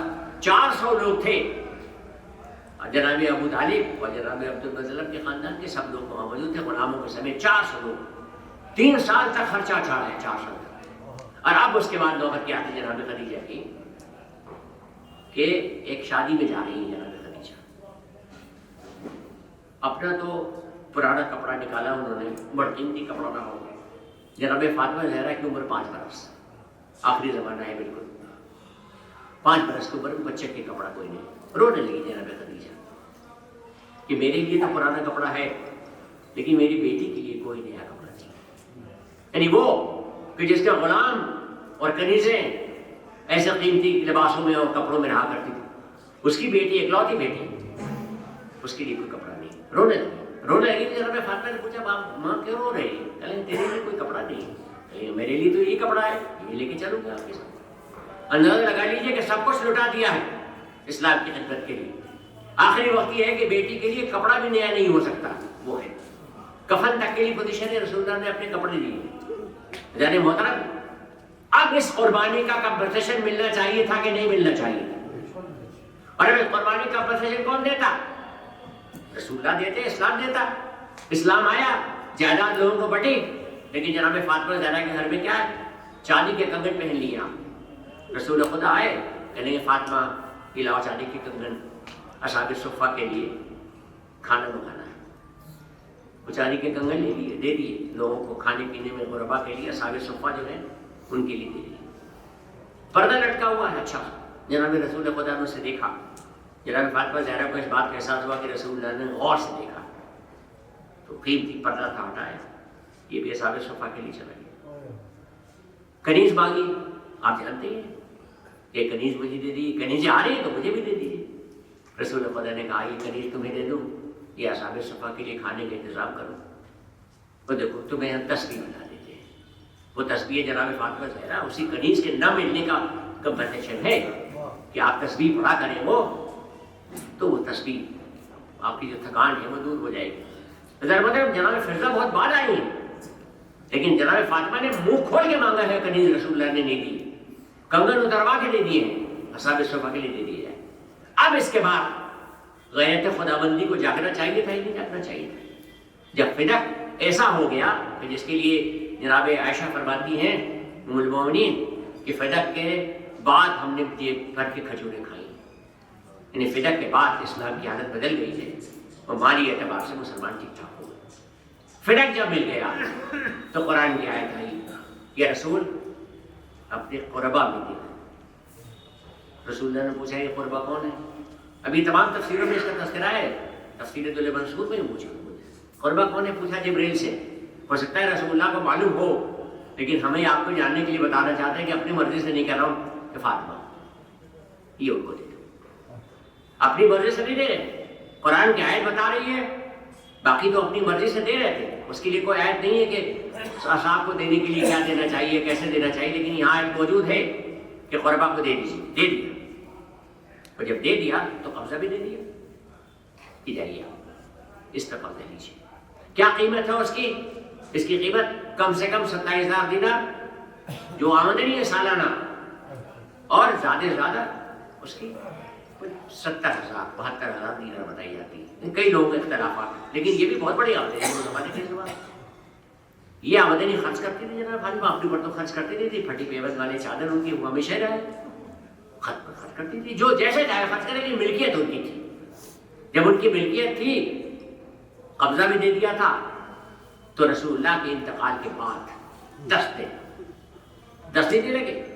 10واں ہو رہا رسول اللہ کا، یہ سمجھ لیجیے آپ. خبر آئی جناب فاطمہ کے پاس کہ ہمارے آدمیوں کو خلافت سے ہٹا دیا، حکومت نے ہمارے آدمیوں کو ہٹا دیا اور قبضہ لے لیا. تو شکایت کرنے پہنچی کہ ہمارے آدمی کو ہٹا دیا ہے. کیوں ہٹا دیا؟ قبضہ کیوں لے لیا؟ تو یہ تو مجھے بابا دے گئے تھے. کہیں گے بابا جو آپ کو دے گئے تھے اس کے لیے گواہ نہیں. سب تاریخوں میں لکھا ہوا ہے، گواہ لائیں. تو انہوں نے گواہ بھی پیش کر دیے، لیکن گواہ مانگنا ہی یہ بتا رہا ہے کہ ان کو ان کی بات پر یقین نہیں تھا. کسی نے گواہ نہیں مانگا آج تک. کسی صحابی نے جو کہہ دیا اس کی بات مان لی. اب ذکر ہے اس میں عبداللہ جابر بن عبداللہ انصاری کا ذکر ہے. کیا ہے؟ بحرین کا مال آیا تھا. تو بحرین کا مال آیا تھا تو انہوں نے کہا کہ رسول اللہ نے مجھ سے وعدہ کیا تھا کہ جب مال بحرین سے آئے گا تو ہم تمہیں اتنا اتنا اتنا دیں گے. یعنی انگل بھر کے 3 بار کہیں لے لو. 3 بار انہوں نے لیا, 3 بار لیا اور ہر بار کچھ بدر آئے. تو معلوم یہ ہوا کہ رسول خدا نے جو وعدہ کیا تھا وعدہ انہوں نے پورا کر دیا. حج کے ایام میں 3 سال تک یہ خبر کی جاتی تھی کہ کسی نے اگر رسول اللہ نے کسی سے کوئی وعدہ کیا ہو تو بتائے. خلافت کی ذمہ داری ہے کہ اس رسول اللہ کے وعدے کو پورا کرے گی. گواہی نہیں طلب ہوتی تھی کسی, لیکن جناب فاطمہ زہرا سے گواہی طلب ہوئی اور گواہ پیش کر دیا آپ نے. گواہ بھی کون سے پیش کر دیے؟ وہ گواہ پیش کر دیے علی مرتضیٰ, اور گواہ پیش کر دیے امام حسن, امام حسین, یہ اور جناب ام ایمن. کہیں نصاب پورا نہیں ہوا. ٹیکنیکل گراؤنڈ ہے, ٹیکنیکل گراؤنڈ ہے کہ ایک مرد اور 2 عورتیں ہونی چاہیے. نصاب پورا نہیں ہوا. یہ بچے کہیں بچے تو ماں کے بیٹے ہیں, یہ تو ماں کے بات کریں گے, وہ تو شوہر ہے, اس لیے یہ گواہی اس کی نہیں مانی جائے گی. یعنی آپ اندازہ لگائیے کہ کیا ہے عالم اسلام کہ علی کی گواہی فدق کے لیے نہیں مانی جا رہی اور مسلمان اسی کو چوتھا خلیفہ بنا دیتے. یا تو آپ کی گواہی ماننے والا غلط تھا یا آپ چوتھا خلیفہ بنانے والے غلط تھے. کوئی بات تو صحیح ہوگی. جس کی گواہی معتبر نہیں وہ خلیفہ بنائی جائے گی. محترم یہ ہے اسلام کا عالم. اس کے بعد اب فرمایا جناب فاطمہ زہرا نے کہ اگر آپ میری گواہی نہیں مانتے تو حق تو میرا وراثت کا ہے. اس میں شبہ نہیں ہے کہ وہ باغ فدق جو تھا وہ مال رسول تھا, پرسنل پراپرٹی کے رسول اللہ کی. اس میں کوئی شبہ نہیں ہے. الفاروق میں بھی یہ بات موجود ہوتی ہے. خود حضرت عمر نے کہا کہ رسول اللہ کا اپنا مال تھا, لیکن جناب فاطمہ تک کیوں نہیں پہنچا؟ فدق باغ دیا تو نہیں پہنچا, ہبہ کرتے, قبضہ بھی دے دیا تو نہیں پہنچا. اب آپ مجھے بتا دیجیے کہ مقدمہ آپ کے خلاف اگر میں کروں تو آپ ہی فیصلہ کر دیں گے. یعنی مودی جی کے خلاف میں مقدمہ کروں میں جا کے تو مودی جی کہیں گے کورٹ میں جائیے. اپنا فیصلہ تو خود نہیں کرتے نا. جس کے خلاف دعویٰ ہے وہی منصف ہے, فیصلہ وہی کر رہا ہے کہ دعویٰ ان کے خلاف کیا گیا وہی فیصلہ کر رہا ہے. اس کے بعد کہا نہیں وہ تو ٹھیک ہے, تو وراثت ہماری, وراثت میں کوئی اور نہیں آیا. دیکھیے وراثت اگر کوئی اور بیٹیاں ہوتی تو وراثت کے لیے آتی مانگنے کے لیے. وراثت میں جناب فاطمہ زہرا کا اکیلے مانگنے یہ بتا رہا ہے کہ کوئی اور وارث نہیں تھا جناب فاطمہ زہرا کے علاوہ. وراثت کے لیے کہا یہ تو نہیں ہو سکتا, اس لیے کہ وراثت کے بارے میں یہ ہے کہ ہم پیغمبر, ہم گروہ انبیاء, اکیلے رسول اللہ نہیں ہیں, آدم سے لے کے رسول خدا تک ہم گروہ انبیاء کوئی مال نہیں رکھتے دنیا کا. جو ہم چھوڑ کے جاتے ہیں وہ صدقہ ہوتا ہے. اب دیکھیے اس لیے آپ کو صدقہ تو آپ لے نہیں سکتے, اس لیے کہ صدقہ تو حرام ہے جناب فاطمہ پر, صدقہ تو لے ہی نہیں سکتی تھی. یعنی جتنے ان کے خاندان کے لوگ ہیں سب پہ یہ سادات پر صدقہ ویسے حرام ہے, تو جناب فاطمہ کے لیے صدقہ ہو گیا کہ آپ صدقہ نہیں لے سکتے. کئی باپ نے وصیت کی. کس نے؟ یہ میں نے سنا. اچھا آپ نے سنا؟ جناب فاطمہ زہرا کا جو خطبہ فدق ہے وہ دلچسپ ہے. اس معاملے میں رسول خدا یہ بتا گئے ہیں کہ قرآن میں اور رسول کی باتوں میں تضاد نہیں ہو سکتا, اس لیے کہ وہی کی زبان میں رسول بات کرتا ہے. اگر کبھی قرآن سے میرا کوئی قول ٹکرائے تو اسے دیوار کو دے باندھنا, بہتان ہے اس پر, یہ میرا قول ہے, قرآن سے ٹکرا نہیں سکتا. اب جناب فاطمہ زہرا نے کہا بتاؤ تم تو کہتے ہو گرامی انبیاء صدقہ دیتے ہیں, چھوڑ کے چلے جاتے ہیں, ترکہ ہوتا ہے, صدقہ نہیں ہوتا. گرامی انبیاء میں کون کون؟ سلیمان ہے, داؤد ہے, گرامی انبیاء میں نہیں. سلیمان کو داؤد کی وراثت کیسے ملی؟ قرآن میں موجود ہے نا سلیمان داؤد. سلیمان کو داؤد کی وراثت ملی. لینے والا بھی نبی ہے, دینے والا بھی نبی ہے. جتنی وراثت مل رہی ہے اس کو بھی مل رہا ہے, وہ بھی نبی, اور جو وارث بنا رہا ہے وہ بھی نبی. جناب زکریا کہہ رہے ہیں حضرت عیسیٰ کے لیے پروردگار عالم ہمیں وارث نہیں دے. وارث کو مانگ رہے ہیں زکریا کے لیے, وراثت تو مانگی جاتی ہے. کیا معنی اس بات کے؟ اس کے معنی ہوئے کہ جس کو خود ضرورت تھی اسے حدیث نہیں بتائی گئی. یعنی رسول اللہ کا طریقہ یہ ہونا چاہیے تھا کہ اکیلی وارث جناب فاطمہ زہرا تھی تو جناب فاطمہ زہرا کو بتا جاتے کہ بیٹا میرے جانے کے بعد وراثت مت طلب کرنا. اس لیے وراثت مت طلب کرنا کہ ہم گروہ انبیاء جو چھوڑ کے جاتے ہیں وہ ترکہ ہوتا ہے, صدقہ ہوتا ہے, اور اس مال پہ کسی کا حق نہیں ہوتا, وہ عوام کا حق ہوتا ہے. عزیزان محترم, فطرت کے خلاف یہ کہ نبی شادی کرے, نبی کے بچے پیدا ہو, اور جب شادی کرنے کے بعد بچے پیدا کرنے کے بعد نبی دنیا سے جانے لگے تو اس کا مال اس کے بچوں کو نہ ملے، یتیم بچے نبی کے سڑک پہ کھڑے ہوں، یہ فطرت کا تقاضا تو نہیں ہے؟ جیسے سب کو ملتا ہے مال ویسے اس کو ملنا چاہیے۔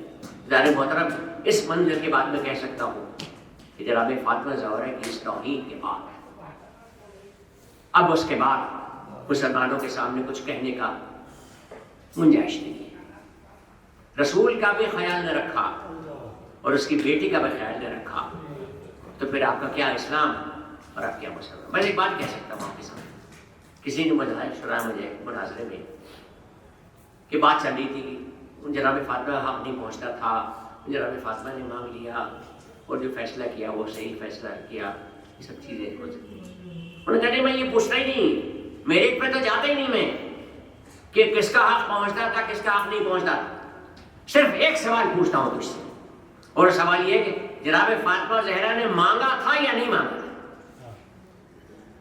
مانگا تھا یا نہیں مانگا تھا؟ یہ جواب دیتے ہیں مانگا تو تھا۔ ملا کہ نہیں ملا؟ کہ نہیں ملا۔ مانگنا جناب فاطمہ زہرا کا یہ بتاتا تھا کہ رسول کی بیٹی مانگ رہی ہے، اور اگر میں مر جاؤں تو میرا دوست ہے اور میری بیٹی تیرے پاس جائے مانگنے کے لیے کچھ اور تو اسے دینے سے منع کر دے تو میرا تیرے ساتھ کیا تعلق رہے گا؟ بس ظاہر محترم یہی کہہ سکتا ہوں آپ کے سامنے کہ جناب فاطمہ زہرا کا مانگ لینا کافی تھا، تو ثبوت نہ گواہی۔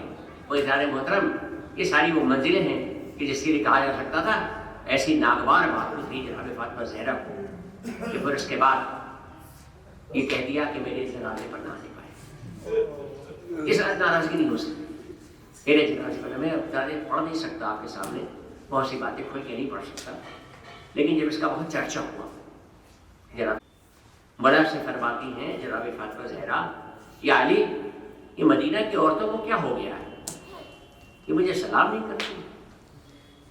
مولا رونے لگے، وہ فرمائے فاطمہ تمہیں سلام نہیں کرتی؟ میں تو جب سلام کرتا ہوں تو جواب نہیں دیتی۔ بتانے ہوتا حکومت جب مسائل ہوتی ہے تو اس کے بعد کیا ہوتا ہے اس کا اندازہ لگائیے۔ یہ ناراضگی کا عالم، ناراضگی کا عالم یہ تھا کہ نہیں میرے جنازے پانے نہ پائے، تو پھر یہ کہا گیا کہ ہم جاتے ہیں ان سے معافی مانگنے میں۔ مولا کائنات سے کہا ہم چاہتے ہیں فاطمہ سے ملاقات کرنا، معافی مانگنا۔ آکے علی نے کہا فاطمہ وہ ملنا چاہتے ہیں جنہوں نے آپ کو باغ فتح نہیں دیا تھا، وہ آپ سے ملاقات کرنا چاہتے ہیں۔ جناب فاطمہ نے کہا یا علی یہ گھر بھی آپ کا ہے اور میں بھی آپ کے اختیار میں، یعنی بیوی تو حکم عدولی نہیں کر سکتے آپ، لیکن اپنی مرضی سے کوئی نہیں بلا رہے۔ اگر اپنی مرضی سے بلانا ہوتا تو حضرت علی کو درمیان میں ڈالنے کی ضرورت نہیں آئے ملاقات کے لیے۔ روایت میں ہے جناب فاطمہ زہرا نے منہ پھیر لیا اور سلام کا جواب بھی نہیں دیا۔ آ کے بتایا انہوں نے آپ ہم سے بہت عزیز ہیں، میرا سارا مال آپ کا ہے، وہ معذرت بھی پیش کی اس کی کہ باغ فتح تو ہم نے اس لیے دیا کہ وہ مسلمانوں کا مال ہے، وہ ہے۔ جناب فاطمہ زہرا نے اس کو سوال پوچھا، نہیں میں تم سے ایک سوال پوچھتی ہوں، کیا تم نے یہ حدیث سنی ہے؟ اگر سنی ہو تو اس کی صداقت بتانا، تصدیق کرو کہ فاطمہ میرا جز ہے، اور جس نے فاطمہ کو تکلیف دی اس نے مجھے تکلیف دی۔ کیا سنی؟ میں نے یہ سنی حدیث ہے اور ہم اس کی تصدیق کرتے ہیں۔ پھر جناب فاطمہ زہرا نے فرمایا کہ میں بابا کو گواہ کروں اور کہوں گی کہ تم نے مجھے تکلیف دی۔ برابر اس کے بعد یہ علی میرے جنازے پر وہ آنے نہ پائے، اس سے زیادہ ناگواری ہو نہیں سکتی۔ صحیح بخاری نے اتنا ہی لکھا ہے کہ ناگوار اتنی تھی کہ جنازے پہ آنے سے منع کر دیا تھا، تفصیل تو نہیں لکھی جا سکتی، ظاہر ہے کہ بہت مسئلے ہوتے ہیں، لیکن اتنے تو نہیں لکھا ہوا۔ ڈپٹی نذیر احمد صاحب قرآن کی تفسیر میں ذی القربہ والے آیت کسی طرح کہتے ہیں فتح نہ ملنے کی وجہ سے جناب فاطمہ زہرا کی ناراضگی کا یہ عالم تھا کہ منع کر دیا تھا جنازے پہ آنے کے لیے۔ سب سے مشکل مسئلہ مسلمانوں کے درمیان قضیہ فتح ہے، وہ لکھتے ہیں ڈپٹی نذیر احمد صاحب۔ ایک طرف جناب فاطمہ زہرا ہیں، ایک طرف جناب صدیق ہیں، اور ہم کچھ فیصلہ نہیں کر سکتے کہ ہمیں کیا کہنا چاہیے۔ وزیر محترم میں کچھ نہیں کہتا، ثواب دین پہ چھوڑ دیتا ہوں، لیکن اتنا ضرور کہوں گا کہ جناب فاطمہ زہرا کا اگر تذکرہ ہوگا تو یہ کہا جائے گا کہ ناراض تھی، اور ناراض تھی، ایسی ناراض تھی کہ میرے جنازے پر آنے نہ پائے، اور جب تک زندہ رہی جناب فاطمہ زہرا 75 دن، رسول خدا کے انتقال کے بعد 75 دن زندہ رہی، 75 दिन तक आलम ये था कि हाथ में असा लेके चलते थे। तकलीफ क्या थी आपको, इसकी भी तफसील आपके सामने पेश नहीं कर सकता। बहुत से नाजुक मामलात होते हैं, लेकिन आपको मालूम है इंजरी वो तकलीफ है जिससे पसलियाँ शिकस्त हो गई, तो चलना मुश्किल था। डंडा लेके चला करती थी, पसलियाँ टूट जाए तो सांस लेना दुश्वार हो जाता, ये भी तकलीफ है फातिमा ज़हरा को। और रोती थी बाबा को। मौलाए कायनात से शिकायत की आगे लोगों ने, मदीना के लोगों ने, या दिन भर रोती है, रात भर रोती है, या तो दिन में रो लिया करें या रात में रो लिया करें, उनकी वजह से हमारे आराम में खलल होता है। शिकायत की आगे बीवी ये कहते हैं अहले मदीना, कई आली उनसे कह देना मैं ज़्यादा ज़हमत नहीं दूंगी, लेकिन मुगरन फिर भी एहतियात बरता ये कहा कि घर से चलिए एक जगह बना लेते हैं, बैतुल हुस्न एक मकान बना दिया अलग से कि यहीं बैठ के अपने बाबा को याद कर लीजिए। जनाब फातिमा ज़हरा घर से निकलती थी, इमाम हुसैन को साथ ले लेती थी और बैतुल हुस्न में चली जाती थी, दिन भर वहीं रहती थी, गिरिया करती थी, फरियाद करती थी। और अजीब मसाइब थे। माँ कह रही है बेटा वो तुम्हारे नाना कहाँ गए जो तुम्हें अपने कंधों में बिठा रहे थे, वो तुम्हारे नाना कहाँ गए जो तुम्हारे लिए नाका बनते थे, वो तुम्हारे नाना कहाँ गए कि तुम्हें अपने दवाई नहीं चुसाया करते। ये जनाब फातिमा ज़हरा करिए, इमाम हुसैन सुन रहे हैं, गिरिया हो रहा है। जाने मोहतरम वो मंजिल आई कि जिस मंजिल के बारे में जनाब फातिमा ज़हरा का आखिरी दिन था। मौलाए कायनात ने देखा जनाब फातिमा ज़हरा का तरीक़ा अजीब है। एक दिन में एक ही काम करती थी, अब आटा भी गूंद रही हैं, कपड़े भी धो रही हैं बच्चों के, और जनाब फिजा को अलग रखा का बीबी मैंने आपको कभी एक साथ इतने काम करते नहीं देखा। नहीं हमारी आप तो आखिरी मुलाकात है यहाँ से, मैं चाहती हूँ कि अपने बच्चों के सारे काम खुद अपने हाथों से करें। ये कहा, उसके बाद बच्चों को लेके जाइए, नाना के रोज़े पर ले जाइए, उनको अपने साथ रखिए, अली के साथ इमाम हुसैन को भेज दिए। और इस्माइल बिन उवैस जो वहाँ मौजूद थी, उनसे कहा कि मैं गुस्ल करके अपने हुजरे में जाती हूँ। वही सब सामान तैयार कर दिया, मैंने खाना भी तैयार कर दिया। जब मेरे बच्चे आए तो पहले उन्हें खाना खिला देना, उसके बाद मेरी खबर करना। और खबर ये है कि जब तक तस्बीह व तहलील, हुजरे के बाहर रहना, जब तक तस्बीह व तहलील की आवाज़ आती रहे समझना मैं मौजूद हूँ, और जब तक तस्बीह व तहलील की आवाज़ आना बंद हो जाए तो समझना कि मैं अपने पापा से जाके मिला। आवाज़ आती रही, जनाब इस्माइल बिन उवैस लगी दरवाजे से बैठी रही। फिर वो मंजिल आई कि जब आवाज़ आनी बंद हो गई, अंदर देखा चादर हटा के जनाब फातिमा ज़हरा फिर वो परवास कर चुकी थी। आपने चादर, उसके बाद फिर से कहा फिर जाओ मौला को खबर कर दो कि जनाब फातिमा नहीं रही। फिर आई मौलाए कायनात के पास पहुंची, तो ये कहा या अली आपका घर उजाड़ दिया। मौला ने अमामा फेंका, रसूल के रौदे से लिपट गए और इमाम हुसैन अलैहिस्सलाम को लेके घर की तरफ आए तो इसको तो वसीयत थी कि पहले दस्तरखान बिछा हुआ खाना खिलाओ। हाँ बेटा आ जाओ यहाँ खाना खाने के लिए बैठ जाओ तुम लोग। और रेशमा कैसी बातें करती हो, कभी तुमने देखा कि अपनी माँ के बगैर खाना खाया? अब ये सुनना था तो उनको जब्त का इरादा नहीं रहा। कहा बेटा वो अब कहाँ रही माँ जिनके साथ तुम खाना है खाया करो। हज़रत मोहतरम उसके बाद मौलाए कायनात से वसीयत थी कि मेरे चादर के नीचे जो वसीयतनामा लिखा उसके मुताबिक अमल करना। मौला आए और जनाब फातिमा ज़हरा को देखा और चादर के नीचे से वो वसीयतनामा निकाला। उसमें बहुत सी वसीयतें हैं। उन वसीयतों में से ये भी था कि मेरी माओं को हाथ मोमिन इतना सोना दे दिया जाए और जो मेरा माल है उसमें से दादे अब्दुल मुतल्लिब को ही दे दिया जाए। ये सब मौजूद था। फिर उसके बाद ये कहा कि आप मुझे वसूल दें, कोई और आपके अलावा वसूल दें, और कफन वो पहनाया जाए जो बाबा के लिए कफन आया था जन्नत से, उसका हिस्सा बाकी, और उस काफूर से तय किए जाए कि जो काफूर बाबा के लिए जन्नत से आया था वो बचा के रखा था, और बाबा के कमीज में मुझे कफन दिया जाए। तो ये सब कहा और मेरे जनाजे पर उनको आने न दिया जाए और शब की तारीकी में मेरा जनाजा उठाया जाए। ये सब कहने के बाद ये लिखती हैं आखिर में, या अली मेरी औलाद क़यामत तक आने वाली औलाद सबको मेरा सलाम पहुंचा दे। बजारे मोहतरम उसके बाद की जो मंजिल है वो मंजिल ये है कि मौला खुश दे रहे हैं, बाहर लोग खड़े इंतजार कर रहे हैं, अबू ज़र हैं, مولانا سلمان تھے فارغ. مولا غسل دیتے دیتے اچانک چیخنے کی آواز, بڑے زور سے چیختے ہوئے. علی جیسا صابر و شاکر ایسے روئے نہیں ہوگا کبھی. کیسا تھا کہ ابو ذر غفاری نے سلمان فارسی نے پوچھا یا علی کیا گزری آپ پر کہ جو آپ اس طرح روئے ہیں؟ میں نے آپ کو کبھی ایسے روتے بھی نہیں دیکھا. فرمایا ابو ذر ابو سلمان کیا کہوں تم سے, فاطمہ نے مجھ سے یہ بات چھپائی, ان کے پہلو شکستہ تھے اور انہوں نے مجھے بتایا. اس کے بعد وہ جنازہ تیار ہو گیا, جنازہ رکھ دیا گیا. بچوں آؤ اور اپنی ماں سے ملاقات آخر کر. جناب ام کلثوم ہیں, جناب زینب ہیں, امام حسن ہیں, سبھی آئے ملاقات کرنے کے لیے. امام حسین دور کھڑے. امام نے فرمایا علی نے, حسین تم کیوں نہیں آتے اپنی ماں سے آخری ملاقات کے؟ کہنے بابا ماما جب تک مجھے ماں بلاتی نہیں میں آتا نہیں تھا, جب تک ماں مجھے نہیں بلائے گی میں نہیں آؤں گا. حسین کی ضد تھی, بندے کفن ٹوٹے, جناب فاطمہ کے ہاتھ بلند ہوئے, امام حسین علیہ السلام دوڑ کے آئے اور اس کے بعد یہ فرماتے ہیں امام علی مقام کی ماں مجھے چھوڑ کے کہاں جا رہی ہوں, جب میں نہ رہوں تو میرا ساتھ دینا. ہاں حسین کے چاہنے والا.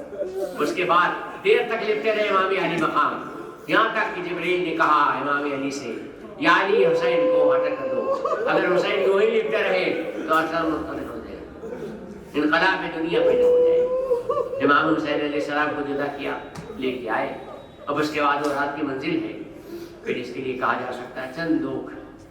وہ جنازہ اٹھایا گیا, شب کی تاریکی میں چلا. روایت ہے کہ شمع کی روشنی میں جناب زینب بھی جاری تھی, امام علی مقام کو آنا بٹھایا. وہاں لے کے پہنچے جہاں دفن کرنا تھا. جنت البقیع میں وہ جگہ بتائی جاتی ہے, لیکن روایت یہ ہے کہ جو روض الجنہ ہے, ریاض الجنہ, مسجد نبوی کا ایسا, وہاں دفن کیا. ظاہر گھر کے قریبی ہے, جناب فاطمہ کا گھر بھی وہیں تھا. قبر تیار تھی, قبر کو ریت کو ہٹایا تو قبر تیار تھی. اس قبر سے 2 ہاتھ نمائے ہوئے جو مشابہ تھے رسول خدا کے, اور آواز آئی علی میری امانت کو میرے حوالے. محترم امانت حوالے کی, قبر کو برابر کیا, اور اس کے بعد قبر پہ بیٹھ گئے مولا. اور ایک شعر پڑھا مولا نے جو بہت مشہور ہے, مرثیہ کا شعر, کہ دنیا میں 2 دوستوں کا ملنا جدائی کے لیے ہوتا ہے. رسول خدا چلے گئے, اب تم میرا سہارا تھی, تمہارے جانے کے بعد علی کا کوئی سہارا باقی نہیں. بجانے محترم اٹھنے کی کوشش کی, لیکن قبر سے اٹھا نہ گیا. فاتح خیبر سے رسول اللہ کے چچا حضرت عباس, انہوں نے باہوں کو تھاما, وہ مولا کائنات کو کھڑا کیا. وہ مولا وہاں سے چلے تو کہتے جاتے تھے فاطمہ جب بابا سے ملاقات کرنا تو یہ بھی بتا دینا کہ ہم پر کیا ہوتی ہے. پروردگارہ ذکر جناب فاطمہ زہرا کی خیر میں ہم سب کی مصیبتیں مشکلیں آسان کر دے. پروردگارہ اسلام کی مسلمانوں کی مشکلیں ہیں ان مشکلوں کو آسان کر دے. یا پروردگار عالم جو ہمیں بیمار ہیں ان کو شفا دے, جو ضرورت مند ہے ان کی ضرورتیں پوری کرے. مقامات مقدسہ کی عبادت فرما. پروردگار عالم دنیا ظلم جوڑ سے بھر چکی ہے, اللہ نے انصاف سے خود کرنے کا تو عبادت کیا ہے. جسے امام معصوم کے ذریعے سے اللہ انصاف سے خود کرے گا اس کے ضرورت میں تعلیم فرما اور ہمیں اس کے انصار ہوگا. ایک بار سورہ فاتحہ 3 بار توحید کے لیے دعوت کرے گا. اکبر رضا علی خان صاحب ابن اکبر علی خان صاحب کے لیے, اور پیار فاطمہ بنت محمود حسن, عمار فاطمہ بنت حامد حسن, حضرت حسین ان ضرورت حسن.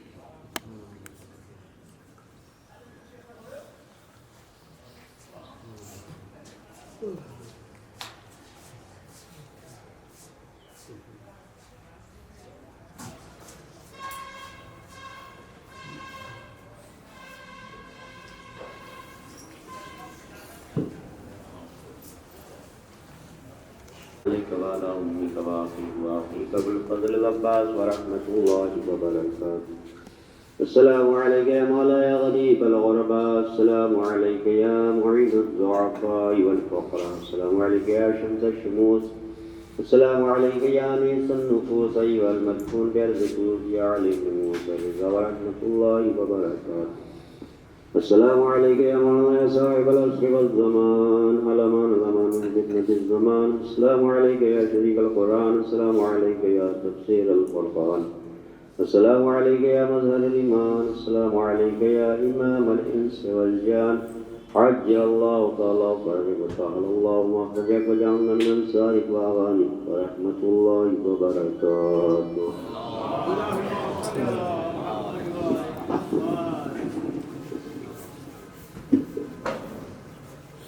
حسن ٹھیک ہے.